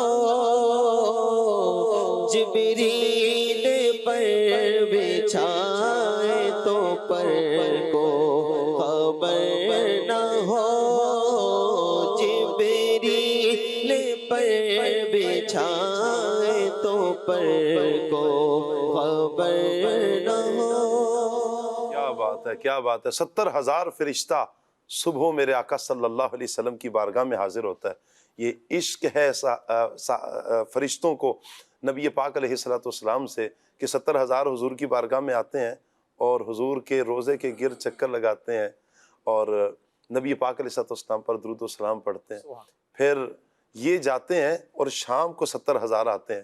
جو زندگی میں ایک مرتبہ فرشتہ آیا ہے اسے پھر موقع دوبارہ نہیں ملے گا۔ یہ تو ہم عاصی، ہم گناہگار، ہم سیاکار حضور کی امتی، یہ تو ہماری یوں کہیں کہ یہ شان ہے کہ حضور کی بارگاہ میں جائیں تو جتنی مرتبہ مرضی ہے جائیں، یہ تو سعادت کی بات ہے۔ اللہ اکبر۔ اللہ تعالیٰ نبی پاک صلی اللہ علیہ وآلہ وسلم سے ہمیں کامل عشق عطا فرمائے۔ سبھی بھائی، پہاڑ پتھر یہ بھی تو سرکار سے محبت کرتے ہیں نا، ان کی محبت کا انداز کیا ہے؟ سبحان اللہ۔ نبی پاک صلی اللہ تعالی علیہ وآلہ وسلم سے کائنات کی ہر شے محبت کرتی ہے۔ جی، پہاڑ بھی اس میں شامل ہیں، پتھر بھی اس میں شامل ہیں۔ بالکل۔ نبی پاک صلی اللہ علیہ وآلہ وسلم خود ارشاد فرماتے ہیں کہ میری بعثت سے پہلے جو پتھر مجھے سلام کیا کرتا تھا میں اس پتھر کو ابھی بھی جانتا ہوں۔ انی لا اعرفہ الآن، انی لا اعرفہ الآن، میں اس پتھر کو ابھی بھی جانتا ہوں۔ اب یہاں دیکھیں کہ نبی پاک صلی اللہ تعالی علیہ وآلہ وسلم جس پتھر سے سلام کو قبول فرما رہے ہیں اس پتھر کو بھی نواز رہے ہیں، اس پتھر کو بھی جوابی محبت جو ہے وہ عطا فرما رہے ہیں۔ تو یہ تو جمادات ہیں، پتھر ہیں، جو نبی پاک صلی اللہ علیہ وآلہ وسلم کا امتی آپ پر سلام بھیجتا ہے۔ جی، جو نبی پاک صلی اللہ علیہ وآلہ وسلم کا امتی آپ کی یاد میں آپ کے ذکر کے لیے محافلیں سجاتا ہے، آپ کے میلاد مناتا ہے اور آپ کے ذکر کو جو ہے وہ اپنا حرز جاں بنا لیتا ہے اور اس کے مطابق ہو جاتا ہے۔ من احب شیئا فاکثر ذکرہ، تو پھر اس کو کیسی برکتیں ملیں گی، اور اس کو نبی پاک صلی اللہ علیہ وآلہ وسلم کیوں نہ محبت سے اور اپنی یاد سے نوازیں گے کہ جب ایک پتھر کے بارے میں آپ ارشاد فرماتے ہیں کہ میں اس پتھر کو ابھی بھی جانتا ہوں، یعنی جو سلام بھیجتا ہے اسے حضور نے یاد رکھا ہوا ہے۔ جنہیں مرقد میں تاحشر امتی کہہ کر پکارو گے، ہمیں بھی یاد کر لو ان میں صدقہ اپنی رحمت کا۔ یعنی اے محبوب صلی اللہ علیہ وآلہ وسلم، آپ کی رحمت کا صدقہ ہم آپ کو دیتے ہیں کہ جنہیں آپ اپنی قبر انور کے اندر تا حشر جو ہے وہ یاد رکھیں گے، ہمیں بھی انہی میں شامل فرمائیں۔ جن کو سوئے آسماں پھیلا کے جل تھل بھر دیے، جن کو سوئے آسماں پھیلا کے جل تھل بھر دیے، صدقہ ان ہاتھوں کا پیارے ہم کو بھی درکار ہے، صدقہ ان ہاتھوں کا پیارے ہم کو بھی درکار ہے۔ چاند شک ہو پیڑ بولے جانور سجدے کرے، چاند شک ہو پیڑ بولے جانور سجدے کرے،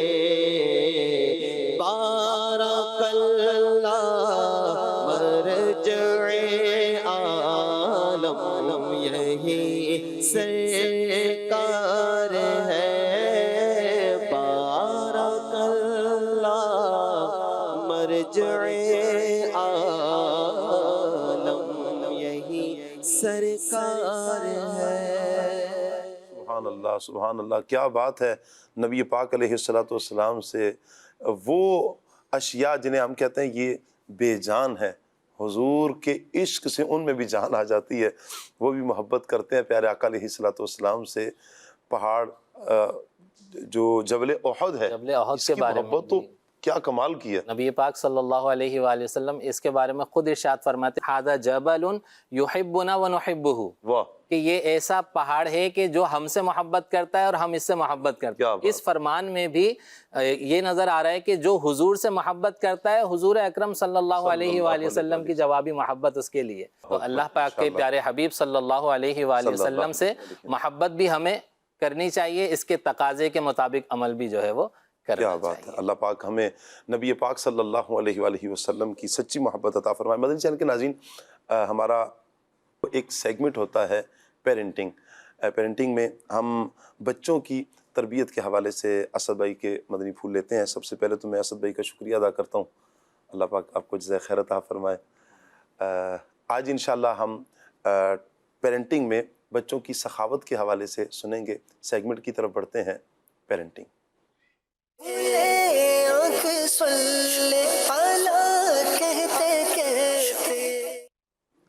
مدنی چینل کے ناظرین، کھلے آنکھ صلی اللہ کہتے کہتے کہ پروگرام کے سیگمنٹ پیرنٹنگ میں ہم حاضر ہیں، اور آج بچوں کو سخاوت سکھائیں، اس پر انشاءاللہ ہم اسد بھائی سے گفتگو کریں گے۔ اسد بھائی، بچوں کو سخاوت سکھائیں کیسے؟ بچپن سے ہی؟ جی بالکل، جس طرح ہم نے کئی ٹاپکس میں یہ بات کہی کہ ہر وہ عادت جو کہ بچپن میں پختہ ہو جاتی ہے، پھر وہ انسان کی زندگی کے بڑے حصے پر امپیکٹ ڈالتی ہے۔ بچے کو اب جو ہم بات کریں گے تو وہ ظاہر ہے وہ بچہ ہے کہ جو تھوڑا شعور کی طرف بڑھ چکا ہے، جو چیزوں کو سمجھتا ہے، مال کی اہمیت کو سمجھتا ہے، پیسے کو سمجھتا ہے۔ 10 11 12 سال کی عمر میں عموماً بچے جو ہے وہ پیسہ، مال، دولت، چیزیں، پوزیشن، یہ ساری چیزیں سمجھنا شروع کر دیتا ہے۔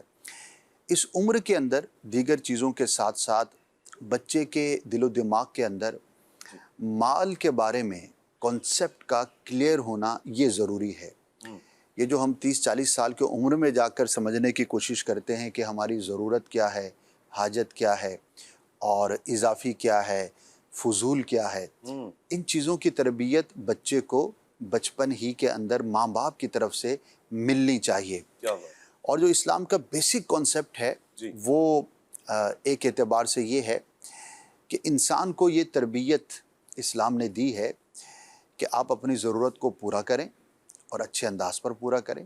اسلام کہیں بھی اپنی ضرورت کو پورا کرنے سے منع نہیں کرتا، لیکن اس کے ساتھ پھر سخاوت کا بھی درس ہے کہ آپ کو اپنی ضرورت کے بعد دوسروں کا بھی خیال کرنا ہے۔ ابھی میں ایثار کو ڈسکس نہیں کر رہا، وہ پھر اسی کے اندر آ جاتا ہے کہ آپ اپنی ضرورت کی چیز بھی کسی کو دے دیں تو وہ ایثار ہے، لیکن ہم سخاوت کی بات کریں کہ کم از کم یہ سوچ تو ہونی چاہیے کہ ایک ایسی چیز کہ جو میری ضرورت سے زائد ہے وہ میں کسی اور کو دینے کا ذہن رکھوں۔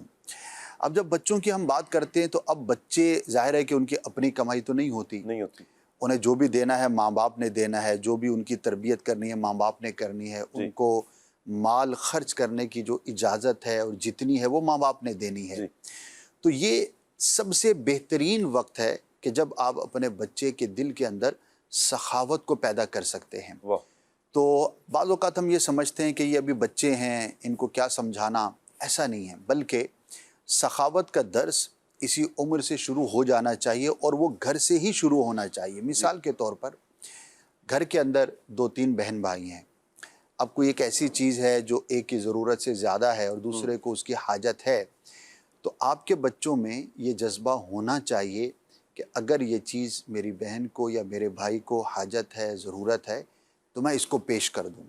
نہ یہ ماحول گھر کے اندر ہو کہ ہر بچہ دوسرے کے ساتھ لڑائی کر کے ہی چیزوں کو حاصل کرنے کی کوشش کر رہا ہو، بلکہ وہیں سے تربیت۔ اور اس کے اندر پیسہ، بچوں کو بچپن میں ہی دیکھا جاتا ہے حرص ہوتی ہے، حرص اللہ تعالیٰ نے ایک یہ رکھی ہے، بچہ اس میں آتا ہے کہ وہ چیزیں لینے کی کوشش کرتا ہے. تو آپ جو فرما رہے ہیں گھر میں، تو یہ حرص ختم کیسے کی جائے بچوں میں؟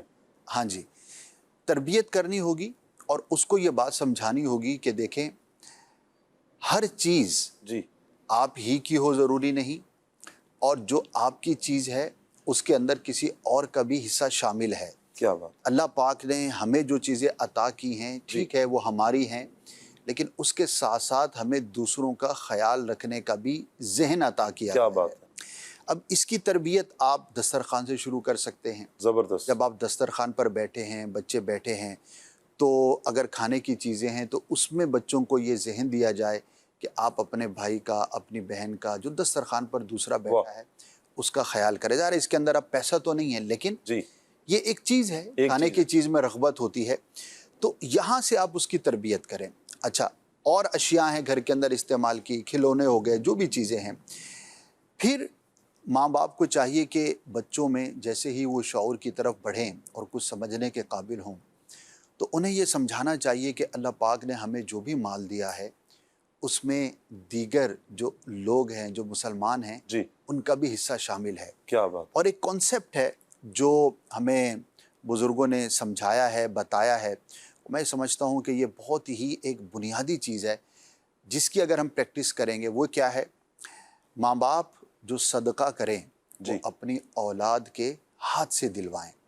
مثال کے طور پر ہم یہ سمجھتے ہیں اور ہمیں یہ سمجھنا چاہیے کہ ایز اے مسلم ہماری کچھ رسپانسبلٹیز ہیں، وہ دینی بھی ہیں اور سوشل بھی ہیں. چند ایسی جگہیں ہیں جو ہمارے بجٹ کے اندر ہونی چاہیے، وہ ہم بھی کریں اور بچوں سے کروائیں جہاں پر ممکن ہو، اور بچوں کو اس کا ذہن بھی ملنا چاہیے. مثال کے طور پر ہماری ذمہ داری میں یہ بات شامل ہونی چاہیے کہ محلے میں جو مسجد ہے اس کی خدمت یہ میری ذمہ داری ہے. ہمارے محلے میں جو مدرسہ ہے، دینی مدرسہ ہے، اس کی خدمت یہ میری دینی اور میری سوشل ذمہ داری ہے. ہماری یہ سوچ ہونی چاہیے کہ ہمارے رشتہ داروں میں جو غریب ہیں، جو ضرورت مند ہیں، ان کی خدمت کرنا یہ میری ذمہ داری ہے. ہمارے علاقے میں جو عاشق رسول عالم دین ہیں ان کی خدمت کرنا یہ میری دینی اور سوشل ذمہ داری ہے. اسی طرح میں جس دینی تحریک سے وابستہ ہوں وہ ایک بڑا کام کر رہی ہے، اس کی خدمت کرنا میری رسپانسبلٹی ہے. میرے محلے کے اندر جو غریب افراد ہیں، جو ہمسائے کی کم از کم ڈیفینیشن کے اندر آتے ہیں، ان کی خدمت کرنا یہ میری ذمہ داری ہے. اگر ہم یوں غور کرتے ہیں، خاندان ہو گیا، ہمسائے ہو گئے، مسجد محلہ ہو گئی، وہاں پر جامعۃ المدینہ ہے، مدرسۃ المدینہ یا عاشقان رسول کا جو بھی دینی ادارہ ہے وہ ہو گیا، اور ہمارے جو بھی دینی مذہبی وہاں کے رہنما ہیں وہ ہو گئے. وہاں پر اگر کوئی غریب بستا ہے تو وہ ہو گیا، ہمارے فیملی ممبرز ہو گئے. یہ ہماری فرسٹ ہینڈ رسپانسبلٹی ہے. پھر اس کے ساتھ ہم جس دینی تحریک سے وابستہ ہیں، چونکہ عالمی سطح کا کام ہے تو وہ اب یہ 4 5 6 ایسے سیگمنٹس ہیں جو ہمارے ذہن کے اندر ہونے چاہیے. اب اگر میرے ذہن کے اندر ہی چیز نہیں ہے تو میں بچوں کے دل میں سخاوت کہاں سے پیدا کروں گا؟ میرے بچے نے کبھی دیکھا ہی نہیں کہ ابا حضور جو ہے وہ خود تو کھاتے ہیں، خود تو خرچ کرتے ہیں، خود تو سارے کام کرتے ہیں، لیکن آج تک میرے بچے نے دیکھا ہی نہیں کہ میرے والد صاحب جب جمعے میں جاتے ہیں تو وہ جو جھولی چلتی ہے یا چندہ باکس ہے اس کے اندر کچھ ڈالتے ہوں. آج تک میرے بچے نے دیکھا ہی نہیں کہ والد صاحب جو ہے نا محلے کے اندر کسی غریب کی مدد کرنے کے لیے گئے ہیں. آج تک میرے بچے نے دیکھا ہی نہیں کہ اللہ کی راہ میں صدقہ نکالنے کے لیے کوئی ایسا ذریعہ ہے جو میرے والد صاحب اپناتے ہیں. تو اگر کسی کے بچے نے اپنے والد کو دیکھا ہی نہیں ہے تو اس کی تربیت کہاں سے ہوگی؟ اس نے صرف یہی دیکھا ہے کہ والد صاحب جب بھی بیٹھتے ہیں اپنا حساب کتاب سیدھا کر رہے ہوتے ہیں، اپنی بچت کے لیے، اپنے گھر کے بجٹ کے لیے صرف ان کاموں میں لگے ہوئے ہیں، اور کبھی اس نے دیکھا ہی نہیں ہے. آپ کا بھی تجربہ ہوگا، ہمارا بھی مشاہدہ ہے کہ وہ لوگ جو چیریٹی بہت زیادہ کرتے ہیں یا جن لوگوں کے اندر سخاوت کا جذبہ عام لوگوں کے مقابلے میں زیادہ ہوتا ہے، تو ان کے ماں باپ بھی ایسے تھے. چیریٹی کرنے والے جو گھرانے ہیں وہ باپ دادا سے چل کے آ رہے ہوتے ہیں، اور ایک تعداد آپ کو ملے گی جو کہتی ہوئی نظر آئے گی کہ میرے والد صاحب بیواؤں کے لیے نکالتے تھے، اتنی زکوٰۃ نکلتی تھی، اتنا صدقہ نکلتا تھا، یہ نافلہ تھا، یہ مسجد کو جائے گا، تو بچے بھی وہی کرتے ہوئے آپ کو نظر آئیں گے. ایون کہ 11ویں شریف، 12ویں شریف اور صدقات نافلہ کی جو صورتیں ہیں وہ بھی عموماً ہمارے ہاں نسل در نسل چلتی ہیں، اور جن گھروں کے اندر یہ سلسلہ ہوتا ہے تو وہ آگے بڑھتا ہے. کیا بات. تو اگر ماں باپ اپنے گھر کا ماحول ایسا رکھیں گے تو بچے کو ابھی سے خرچ کرنے کا ذہن بنے گا، اور اس کو پتہ ہوگا کہ جو مال ہمارے گھر کے اندر ہوتا ہے وہ صرف ہمارے گھر میں خرچ نہیں ہوتا، بلکہ یہ 4 5 6 ایسے سیگمنٹس ہیں جس کے اندر خرچ ہوتا ہے. اچھا، اب اس کے اندر جہاں جہاں ممکن ہو، کسی کی عزت نفس مجروح نہ ہوتی ہو، تو خود بھی کریں اور بچوں کے ہاتھ سے صدقہ کروائیں. یہ وہ ایک بنیادی عنصر ہے کہ جو تربیت اولاد میں سب سے زیادہ سخاوت کے موضوع پر عام ہے. اچھا، بچے خوش ہوتے ہیں اگر آپ اسے کہیں گے نا کہ بیٹا یہ لو جمعہ پڑھنے جا رہے ہیں، تو اگر جھولی چلتی ہے تو جھولی میں ڈالنا ہے، یا جاتے ہوئے باکس میں ڈالنا ہے، یا مسجد کے اکاؤنٹ میں ڈالنا ہے، جو بھی وہاں پر صورت ہے رقم دینے کی، آپ بچے کے ہاتھ سے دیں. آپ یقین کریں 2-3 ہفتے آپ یہ کریں، چوتھے ہفتے اگر آپ بھولے ہوئے ہوں گے نا تو بچہ آپ کو یاد کروا دے گا آپ کو کہ آج وہ مسجد کی خدمت کرنی تھی، یا آپ کسی اور مدرسے میں کہیں پر خرچ کرتے ہیں اور روٹین کے ساتھ کرتے ہیں، اور بچے کو آپ نے انوالو کیا تو بچہ آپ کے پیچھے لگے گا کہ یہ کرنا. اچھا، جن گھروں کے اندر ایک بہت اور بہترین صورت ہے، صدقہ باکس رکھا جاتا ہے. صدقہ باکس میں سمجھتا ہوں کہ ہر گھر کے اندر ہونا چاہیے، اور یہ بھی جہاں دیگر ہم چیزیں ڈسکس کر رہے ہیں، بچوں کو سخی بنانے، دوسروں کی مدد کرنے، اللہ کی راہ میں خرچ کرنے کی ایک بہترین صورت ہے. اچھا، جو بھی ہم کام کرتے ہیں اگر اس کے اندر کوئی دلچسپی کا عنصر ڈال دیتے ہیں تو بچے بڑے اس کی طرف راغب ہو جاتے ہیں. ایجوکیشن کے اندر اس وقت دنیا بھر کے اندر یہ کوشش کی جاتی ہے کہ بچوں کی جو ایجوکیشن ہے وہ ایکٹیویٹی بیسڈ ہو. اس کے اندر کوئی نہ کوئی ایسی دلچسپی کا عنصر ہونا چاہیے. وجہ کہ بڑا تو میچور ہے نا، وہ تو پوری کتاب جو ہے وہ پڑھ ڈالے گا، لیکن بچہ کہاں سے پڑھے گا؟ تو آپ دیکھیں گے تو بچوں کی کتابوں کے اندر پکچرز زیادہ نظر آئیں گی، گراف زیادہ نظر آئیں گے، ایکٹیویٹیز زیادہ نظر آئیں گی. کیوں کہ بچے کی نفسیات ہیں کہ اگر اس کی دلچسپی کے ساتھ جو چیز اس کے سامنے پریزنٹیشن کی جائے تو وہ اس کو اٹریکٹ کرتی ہے. تو صدقہ باکس میں سمجھتا ہوں کہ اگر یہ ہمارے گھر کے اندر ہے، اب تو رواج اس کا کم ہے، اب تو مزاج تھوڑا چینج ہو گیا. اگر ہم 30 سال پہلے کی بات کریں تو گھر کے اندر جو ہے وہ گلے ہوتے تھے بچوں کے پیسے جمع کرنے کے، اب بڑی دلچسپی ہوتی تھی. مٹی کے ہوتے تھے پہلے، پھر اس کی فارم چینج ہو گئی، اب جدید قسم کے آ گئے. تو بچوں کو پیسہ جمع کرنے کے لیے گھر میں غلہ رکھ دیا. اب وہ مقابلے بازی ہے کہ میں اس میں ڈال رہا ہوں، میں اس میں ڈال رہا ہوں، مہینے 2 کے بعد ہم نکالیں گے، توڑیں گے. وہ ایک سمجھو کہ خوشی کا دن اور ایک سیریمنی ہوتی تھی کہ 3-4 گلے ہیں، بہن بھائی لے کے بیٹھے ہیں، اب توڑنا کس میں کتنے پیسے نکلے. تو وہ کیا تھا کہ یوں جمع کرنا بچے کے لیے دشوار ہے، لیکن اس کو آپ نے ایک ایکٹیویٹی دے دی. تو ایسے ہی صدقہ باکس آپ کے گھر میں، مسجد میں آپ بچے کے ہاتھ سے دلوا رہے ہیں. اسی طرح جہاں پر کسی کی عزت نفس مجروح نہ ہوتی ہو وہاں پر بچے کے ذریعے آپ دلوا رہے ہیں. ایون کہ جیسے سیلاب کا بھی ماحول آیا، مختلف جگہوں پر کیمپس لگتے ہیں یا لوگ جمع کرنے کے لیے کہیں پر بھی جمع ہوتے ہیں، تو وہاں پر آپ بچے کو آپ لے کر گئے اور آپ نے جا کر کہا کہ بیٹا یہ ایک مصیبت کی گھڑی ہے، ہمیں اپنے مسلمانوں کی خدمت کرنی ہے، آج ہم یہاں پر پیسے دینے کے لیے جا رہے ہیں. وہاں پر آپ نے بچے کے ہاتھ سے دلوایا. یعنی یہ سارا کچھ اہتمام کے ساتھ ہو اور شعور کے ساتھ ہو. یعنی اہمیت بتائی بھی جائے بچے کو، ساتھ آپ کام بھی کر رہے ہیں اللہ کی رضا کے لیے، اور ساتھ کی اہمیت اجاگر بھی بچے کے ذہن میں کی جائے کہ یہ کام ہے اور اس کی اہمیت جب پیش نظر ہوگی تو پھر یہ دیر پاس اس کا اثر رہے گا، بہت زیادہ اثر ہوگا. اور بچہ ابھی سے ابھی بھلے وہ 100 روپے دے رہا ہے، 500 روپے دے رہا ہے، لیکن آج 500,000 دے رہا ہے، کل یہی 50,000 دے رہا ہوگا، 5 لاکھ روپے دے رہا ہوگا. جب یہ بڑا ہوگا تو اس کے مائنڈ کے اندر یہ چیزیں ہوں گی کہ میری یہ سوشل ایک ذمہ داری ہے کہ مجھے اپنے اطراف میں اس بات کا خیال رکھنا ہے. پھر سخاوت کا ایک تو بینیفٹ یہ ہے کہ اس سے جو تربیت ہو رہی ہے اس کی، پھر وہ اس کے اندر جو ہے وہ اللہ کی رضا ڈھونڈنے کی کوشش کر رہا ہے.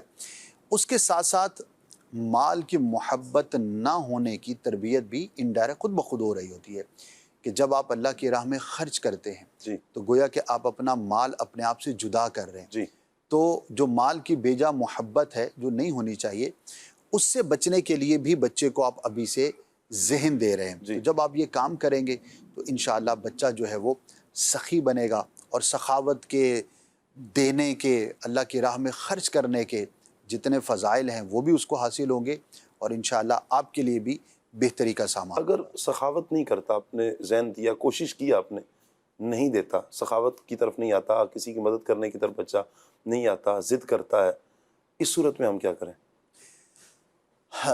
بار بار کوشش کریں، جی کسی اور ذریعے سے کوشش کریں، کچھ اور اس کی ترغیب اور تحریض کے لیے کوئی ایسی ایکٹیویٹی کریں. جی اور ایک اور بہت خوبصورت جو طریقہ ہوتا ہے بچوں میں کسی بھی چیز کو پیدا کرنے کا، وہ ہوتا ہے کہ آپ ان کا آپس میں مقابلہ کرا دیں. اچھا. جب بچے آپس میں کمپٹیشن میں آتے ہیں تو بالکل. وہ کچھ کرنے کے لیے تیار ہو جاتے ہیں کہ جس میں عمومی طور پہ تیار نہیں ہوتے. جی اچھا، اچھے کام کی ان کے سامنے حوصلہ افزائی کیا کریں. بات ہے. مثال ہے 4 بچے ہیں، 2 تو بڑی خوشی سے سخاوت کی طرف بڑھتے ہیں، 2 نہیں بڑھتے. جی تو 2 کو ڈانٹنے کی بجائے 4 کے سامنے ان 2 کی آپ حوصلہ افزائی کر دیں. جی تو بچے کے اندر ایک قدرتی طور پر، فطری طور پر یہ بات ہوتی ہے، بڑوں کے اندر بھی ہوتی ہے، کہ وہ داد اور تحسین کے خواہش مند ہوتے ہیں. تو جب 4 بچوں میں سے ایک کے کسی اچھے کام کی آپ تعریف کر رہے ہیں جی اور اس کو اس کام پر کوئی تحفہ دے رہے ہیں جی کہ بیٹا آپ نے آج یہ بہت اچھا کام کیا ہے اور میں اس پر آپ کو خوشی کے ساتھ یہ انعام دیتا ہوں، جی تو جو دوسرا بچہ ہے وہ خود اس کا دل راغب ہوگا کہ نہیں، اس بات پر انعام ملتا ہے، حوصلہ افزائی ہوتی ہے. اچھا مثال ہے، ایک ایکٹیویٹی یہ بھی آپ کر سکتے ہیں. آپ کے گھر پر جب کوئی مہمان آتے ہیں، جی ٹھیک ہے، تو عموماً مہمانوں کے سامنے، خاندان کے لوگوں کے سامنے یا ہمسائے جب آتے ہیں تو ہر ماں باپ اپنے بچے کی خصوصیات کا ذکر کرتے ہیں جی کہ میرا بچہ جو ہے نا اس میں بہت اچھا ہے، میرا بچہ اس میں بہت اچھا ہے. تو جس چیز کی وہاں پر تعریف ہوتی ہے تو انڈائریکٹ بچہ اس کام کو کرنے کے لیے خوشی کے ساتھ آمادہ ہوتا ہے کہ جی. میری 4 لوگوں کے سامنے اس کام پر تعریف کی گئی. وہ عموماً ہمارا کیا ہوتا ہے کہ پڑھائی میں اگر کوئی اچھا ہے تو اس کی تعریف ہو جائے گی. اچھا کوئی مذہبی شخص ہے اور ہم عالم دین ہے یا پیر صاحب آ گئے تو وہ نعت پڑھا دیں گے، اس سے تلاوت کروا دیں گے. تو جس چیز کو آپ بچوں کے دل و دماغ میں ڈالنا چاہتے ہیں تو آپ اس کی تعریف کرنا شروع کریں. کیا بات ہے. جو نہیں کر رہا وہ اس تعریف کے حصول کے لیے اس کی طرف رغبت رکھے گا اور وہ کرے گا. وہ کیوں نہیں کرے گا؟ وہ بالکل کرے گا جب کہ آپ یہ ایکٹیویٹیز اس کے سامنے کر رہے ہو. مثال ہے کہ آج تک جی ہمارے گھر میں جتنے بھی افراد آتے ہیں ان کے سامنے ہم نے کسی اپنے بچے کی یہ تعریف کی کہ یہ مسجد کے اندر جانے کا بڑا شوق رکھتا ہے. کیا بات ہے. یا اللہ کی راہ میں خرچ کرنے کا اس کے دل میں بڑا جذبہ ہے. آپ یہ 4 جملے بچے کے سامنے مہمانوں کو آپ بتا دیں، پھر دیکھیں بچہ سب چیزیں بھول جائے گا، اس کو یہی یاد رہے گا. اس کو پتہ ہے کہ میرے ماں باپ اس بات پر خوش ہوتے ہیں اور وہ آئندہ کے لیے اس داد و تحسین کے لیے کام کرے گا. آج داد و تحسین کے لیے کر رہا ہے، آہستہ آہستہ ظاہر ہے کہ رضا الہی، اخلاص اور ساری چیزیں وہ پھر بندے کے اندر آنا شروع ہو جاتی ہیں. تو یہ اگر کریں گے تو انشاءاللہ سخاوت ہو یا کوئی اور ایکٹیویٹی ہو، جو بھی آپ اس سے کروانا چاہتے ہیں تو آپ اس کو. اچھا اب ہوتا کیا ہے کہ جو کام ہم کروانا چاہ رہے ہیں 4 میں سے 2 کر رہے ہیں، 2 نہیں کر رہے، تو بجائے اس کے کہ 2 کی ہم تعریف کریں، ہم جو 2 نہیں کر رہے نا اس کی تذلیل کرنا شروع کر دیتے ہیں کہ یہ بڑا نکما ہے، یہ تو بہت اچھا ہے لیکن یہ بڑا نکما ہے. تو بھئی اچھے کی تعریف کریں لیکن اس کو نکما نہ کہیں، ورنہ ڈیمورلائز ہوگا اور بچہ بھی ضد پکڑ لیتا ہے. پھر ایک وقت آئے گا کہ وہ یہ سوچے گا کہ بھئی میں تو بس ایسا ہی ہوں، یہ بڑا غصے والا ہے. یہ بڑوں میں بھی ہوتا ہے بالکل، لیکن بچوں کے اندر بھی ہوتا ہے. تو اگر ہم کسی بھی چیز کو بچوں میں پیدا کرنا چاہتے ہیں تو دوسروں کے سامنے، ایون کہ اپنے بچوں کے سامنے، اپنے گھر کے اندر بھی اس اچھے کام کی تعریف کرنا شروع کر دیں. اور یہ ایک میجک ایفیکٹ ہے، اس کا جادوئی اثر ہے. آپ کر کے دیکھیں، آپ جو بھی اچھی چیز کرنا چاہتے ہیں. آج تک اگر کسی نے ڈانٹ ڈپٹ کر کے کوئی کرنے کی کوشش کی ہے تو اس فارمولے پر صرف آپ جو ہے وہ کچھ عرصے کے لیے مہینہ 2 مہینہ آپ امپلیمنٹ کر کے دیکھیں، انشاءاللہ آپ کو فرق نظر آئے گا۔ اسد بھائی آخری ایک بات میں آپ سے لوں گا، ایک یوں کہیں کہ مدنی چینل کے ناظرین کے لیے ایک مشورہ کہ ہم جیسے آپ نے کہا آج بالخصوص ہمارا پیرنٹنگ میں آج ٹاپک ہی سخاوت ہے، سخاوت ہو یا کچھ اور عادتیں سکھانی ہیں، اس کے لیے ہم پورے مہینے کا ایک جدول بنا لیں۔ جی، یہ کس حد تک سود مند ثابت ہوگا، فائدہ مند ثابت ہوگا؟ مثلا ہم نے ہر پہلا جو ہفتہ ہے جمعے کا دن ہم نے سخاوت ڈے منانا ہے، جی، اچھا دوسرے ہفتے میں ہم نے کوئی اور کام کرنا ہے، تیسرے ہفتے میں کچھ اور کام کرنا ہے، چوتھے ہفتے میں کچھ اور کام کرنا ہے، تو یہ کس حد تک ہمارے لیے فائدہ مند ثابت ہوگا؟ ہاں، یہ جو آپ بات کہہ رہے ہیں یہ اگر آپ کر لیں تو آپ تو دنیا فتح کر لیں گے۔ اللہ اکبر۔ یہ تو بہت ہی شاندار ہے کہ آپ سخاوت ڈے منا لیں، جی آپ صفائی کا دن منا لیں، جی ہیں آپ جو ہے وہ آج رشتہ داروں کا دن منا لیں کہ آج ہم نے رشتہ داروں کی خیر خبر لینی ہے، جی جو دور والے ہیں، جی قریب والوں کی تو بندہ لیتا ہے۔ تو یہ تو بہت ہی شاندار چیز ہے۔ جو آپ نے بات کہی اس کو کہتے ہیں سسٹمیٹک لرننگ، کہ آپ کسی چیز کو باقاعدہ سیکھتے ہیں۔ جی اور ایک ہوتا ہے جرنل لرننگ، کہ جب ہم انگلش سیکھ رہے تھے لینگویج، تو ہمارے استاد صاحب بھی ہمارے ساتھ تھے، مفتی قاسم صاحب، تو بڑی پیاری بات کہی تھی، فرمایا تھا بھائی دیکھو یا تو انگلش سیکھ لو جی یا زندگی بھر سیکھتے رہو۔ تو 2 طرح کے لوگ ہوتے ہیں جو شروع تو کرتے ہیں لینگویج کا جو نا وہ جوش، ایک ابال آتا ہے کہ مجھے انگریزی سیکھنی ہے، جی تو 2 طرح کے ہوتے ہیں۔ بعض ہوتے ہیں جو 3-6 مہینے میں سیکھ لیتے ہیں۔ تو یہ کون ہوتے ہیں؟ جو آپ نے فارمولہ بتایا کہ ایک ٹارگٹ بنایا آپ نے کسی چیز کا کہ مجھے 3 مہینے میں یہ کر لینا ہے، جی اس کا ایک دن ہے، اس کو آپ نے ہدف بنایا، اس کے مطابق آپ نے اس کی ترتیب دی، تو آپ 3-6 مہینے میں سیکھ لیتے ہیں۔ جی ناظرین میں ایک تعداد ہوگی جو دوسری کیٹیگری کی ہوگی، جی کہ وہ زندگی بھر سیکھ رہے ہیں، جی کہ انہوں نے شروع کیا پھر چھوڑ دیا، پھر شروع کیا پھر چھوڑ دیا۔ 6 مہینے کا کام ہے لیکن 6 سال سے لگے ہوئے ہیں، اور بس یہیں تک ہے، میں آتا ہوں وہ جاتا ہے، جب میں آتا ہوں تو وہ چلا جاتا ہے، بس یہی اتنی انگریزی آتی ہے۔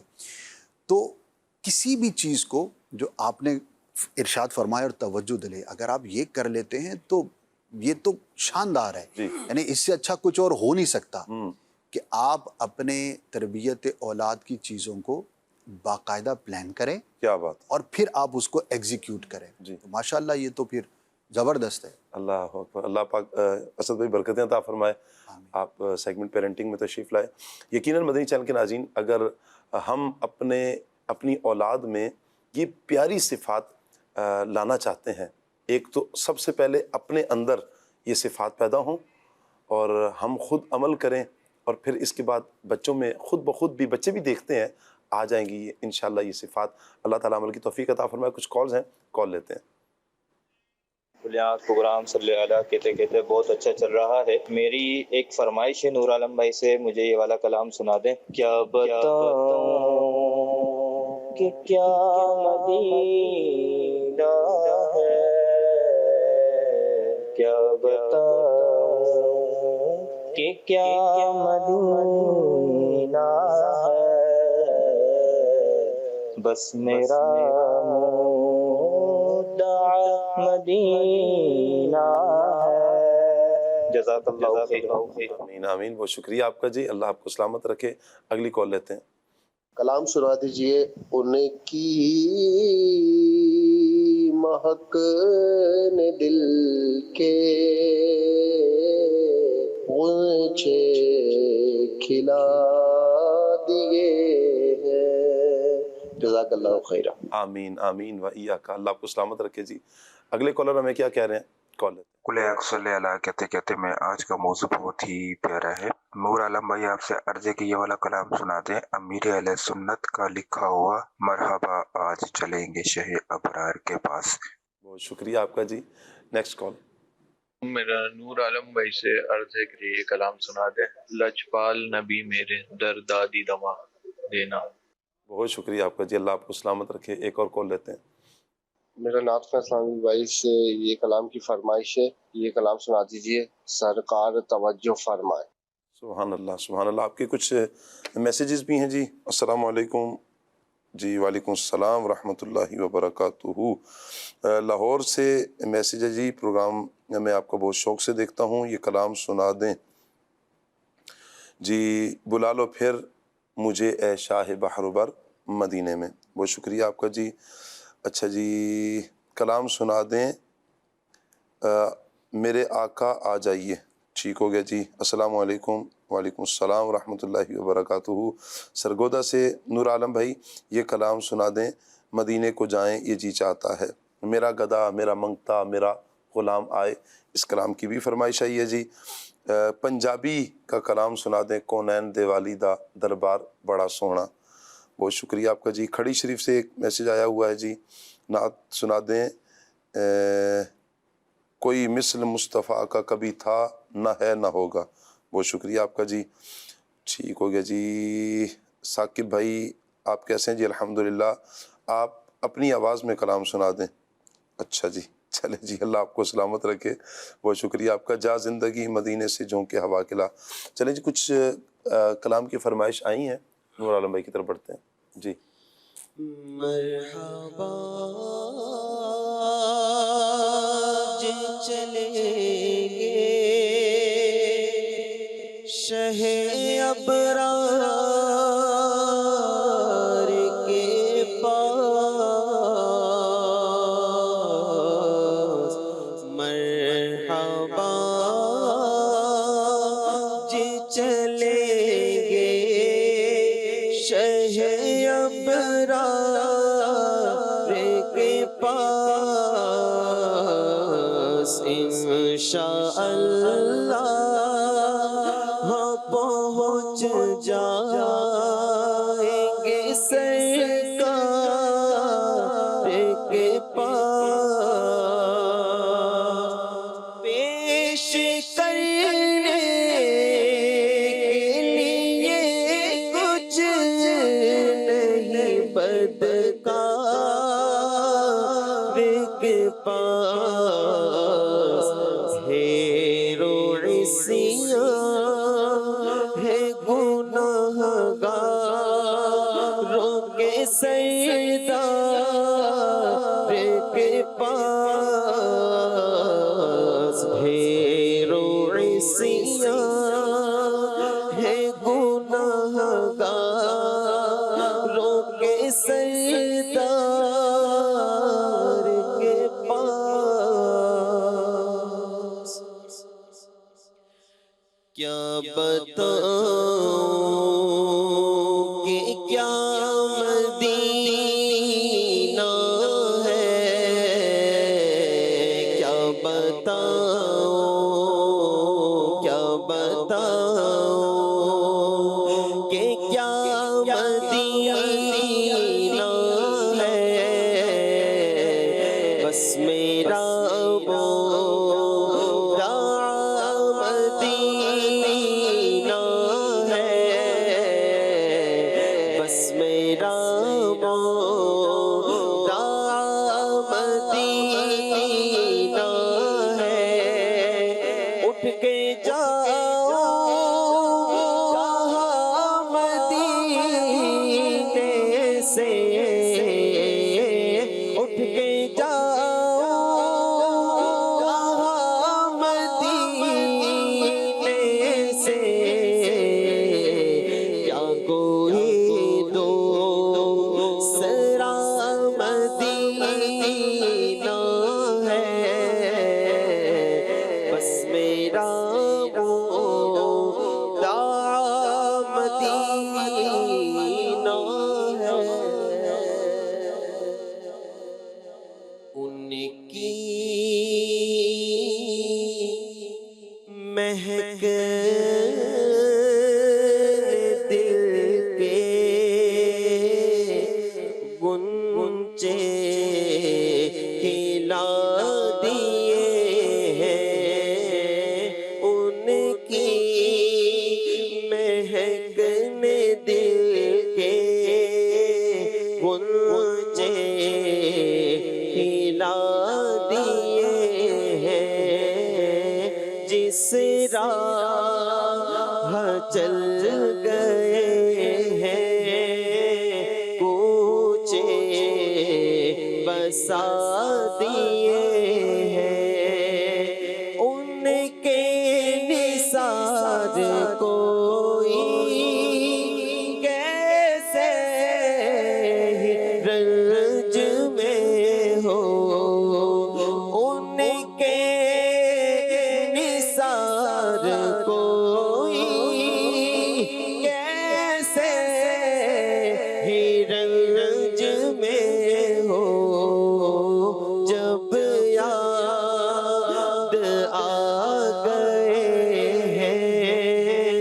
سب غم بھلا دیے ہیں جب یاد آ گئے ہیں سب غم بھلا دیے ہیں۔ سبحان اللہ سبحان اللہ۔ نبی پاک صلی اللہ تعالیٰ علیہ وآلہ وسلم سے دنیا کی ہر چیز، یوں کہیں کہ جو کائنات ہے، اللہ پاک نے نبی پاک علیہ السلام کی محبت ان کی دلوں میں ڈالی ہے، پیدا کی ہے، اور یہ چاہے انسان ہوں وہ بھی پیارے آقا صلی اللہ علیہ وآلہ وسلم سے محبت کرتے ہیں۔ جنات کو دیکھیں نبی پاک علیہ السلام سے محبت کرتے ہیں، فرشتوں کو دیکھیں پیارے آقا علیہ السلام سے محبت کرتے ہیں، پتھروں کو دیکھیں وہ پیارے آقا علیہ السلام سے محبت کرتے ہیں۔ اسی طرح درختوں کو دیکھیں، کوئی خشک تنا ہی کیوں نہیں ہے، لیکن نبی پاک علیہ السلام کی محبت اس میں بھی جان ڈال دیتی ہے۔ مشہور روایت بارہا مدنی چینل کے ناظرین آپ نے سنی ہوگی کہ وہ کھجور کا سوکھا ہوا تنا جس کے ساتھ ٹیک لگا کر میرے آقا جان رحمت صلی اللہ علیہ وآلہ وسلم درس دیتے ہیں، خطبہ دیتے ہیں صحابہ اکرام کو، جب منبر پر تشریف فرما ہوتے ہیں تو رونے کی آواز آتی ہے، جیسے کوئی بچہ ہچکیاں لے لے کر روتا ہے۔ پھر میرے آقا علیہ السلام نے اسے اپنے سینے کے ساتھ لگایا۔ اب میرے آقا علیہ السلام نے اسے پوچھا تمہاری چاہت کیا ہے، چاہتے کیا ہو؟ اب ایک ہے کہ وہ اس کی چاہت کو دیکھیں کہ پھر اس نے چاہت کا اظہار کس طرح کیا۔ کہا کہ اگر تم چاہو تو ہم آپ کو لگا دیتے ہیں باغ میں، پھر ہرے بھرے ہو جائیں گے، پھل لگیں گے، لوگ کھائیں گے، اور اگر یہ چاہتے ہیں تو جنت میں آپ کو لگا دیا جائے۔ چاہت یہ تھی کہ یہ مجھے جنت میں لگا دیا جائے، مجھے جنت دے دی جائے۔ تو نبی پاک علیہ السلام نے اسے دفن کیا منبر کے نیچے، اور جنت میں وہ درخت انشاءاللہ وہاں پر ہوگا۔ یہ نبی پاک علیہ السلام سے محبت ہے، سبحان اللہ۔ تو اللہ تعالیٰ سے نبی پاک علیہ السلام کی محبت کی التجا یہ کرتے ہی رہنا چاہیے، اور جن سینوں میں یقیناً یہ محبت آتی ہے وہ سینے بڑے مبارک ہیں، بڑی برکت والے وہ سینے ہیں۔ اچھا، محبت اب آئی ہے، اللہ پاک نے کرم کیا ہے، مسلمانوں کے گھر میں پیدا کیا ہے۔ اب مدنی چینل کے ناظرین ہم پر یہ لازم ہے اس محبت کے تقاضوں کو پڑھیں، ان محبت کے تقاضوں کو سمجھیں، ان محبت کے تقاضے ہیں کیا، محبت تقاضا کیا کرتی ہے، اور محبت نبی پاک علیہ السلام سے اس محبت کا تقاضا یہ ہے کہ نبی پاک علیہ السلام کی احادیث پر عمل کیا جائے، فرامین پر عمل کیا جائے، حضور جان عالم صلی اللہ علیہ وآلہ وسلم کی سنتوں پر عمل کیا جائے۔ یہ ہے محبت کا تقاضا۔ نبی پاک علیہ السلام کے چہرے مبارک پر داڑھی شریف ہے، حضور صلی اللہ علیہ وآلہ وسلم سے محبت کرنے والا اپنے چہرے پر پیارے آقا صلی اللہ علیہ وسلم کی اس پیاری سنت کو سجائے۔ میرے آقا جان رحمت صلی اللہ علیہ وسلم امامے کا تاج، حضور علیہ السلام امامے کا تاج سجاتے ہیں۔ آج امتی نبی پاک علیہ السلام کا محبت کرنے والا، حضور سے محبت کرنے والا، یہ اس محبت کو اس انداز میں لے کہ میں نے حضور علیہ السلام کی اس سنت پر عمل کرنا ہے، حضور کی لباس کی سنتوں کو لیں، حضور علیہ السلام کے معاملات کی سنتوں کو لیں، حضور علیہ السلام کا جو رشتہ داروں کے ساتھ حسن سلوک ہے ان پیاری اداؤں کو لیں، پڑوسیوں کے ساتھ میرے آقا علیہ السلام کی کیا ادائیں تھیں ان کو لیا جائے، ان کو پھر لیا جائے، پڑھا جائے، سنا جائے، سمجھا جائے، پھر عمل کیا جائے۔ بچوں کے ساتھ پیارے آقا علیہ السلام کا کیا معمول تھا، کیا انداز تھا، ان ساری باتوں کو لیں گے تو انشاءاللہ ہم دنیا میں بھی کامیاب زندگی گزاریں گے، انشاءاللہ آخرت میں بھی ہم کامیاب ہوں گے۔ اللہ ہم سب کو عمل کی توفیق عطا فرمائے۔ سبحانک اللہم و بحمدک، اشہد ان لا الہ الا انت، استغفرک و اتوب الیک۔ صلاۃ والسلام۔ مصطفیٰ سے کہہ دینا غم کے مارے سلام کہتے ہیں، یاد کرتے ہیں تم کو شام و سحر، بیام کہتے ہیں، یاد کرتے ہیں تم کو شام و سحر، بے سہارے سلام کہتے ہیں.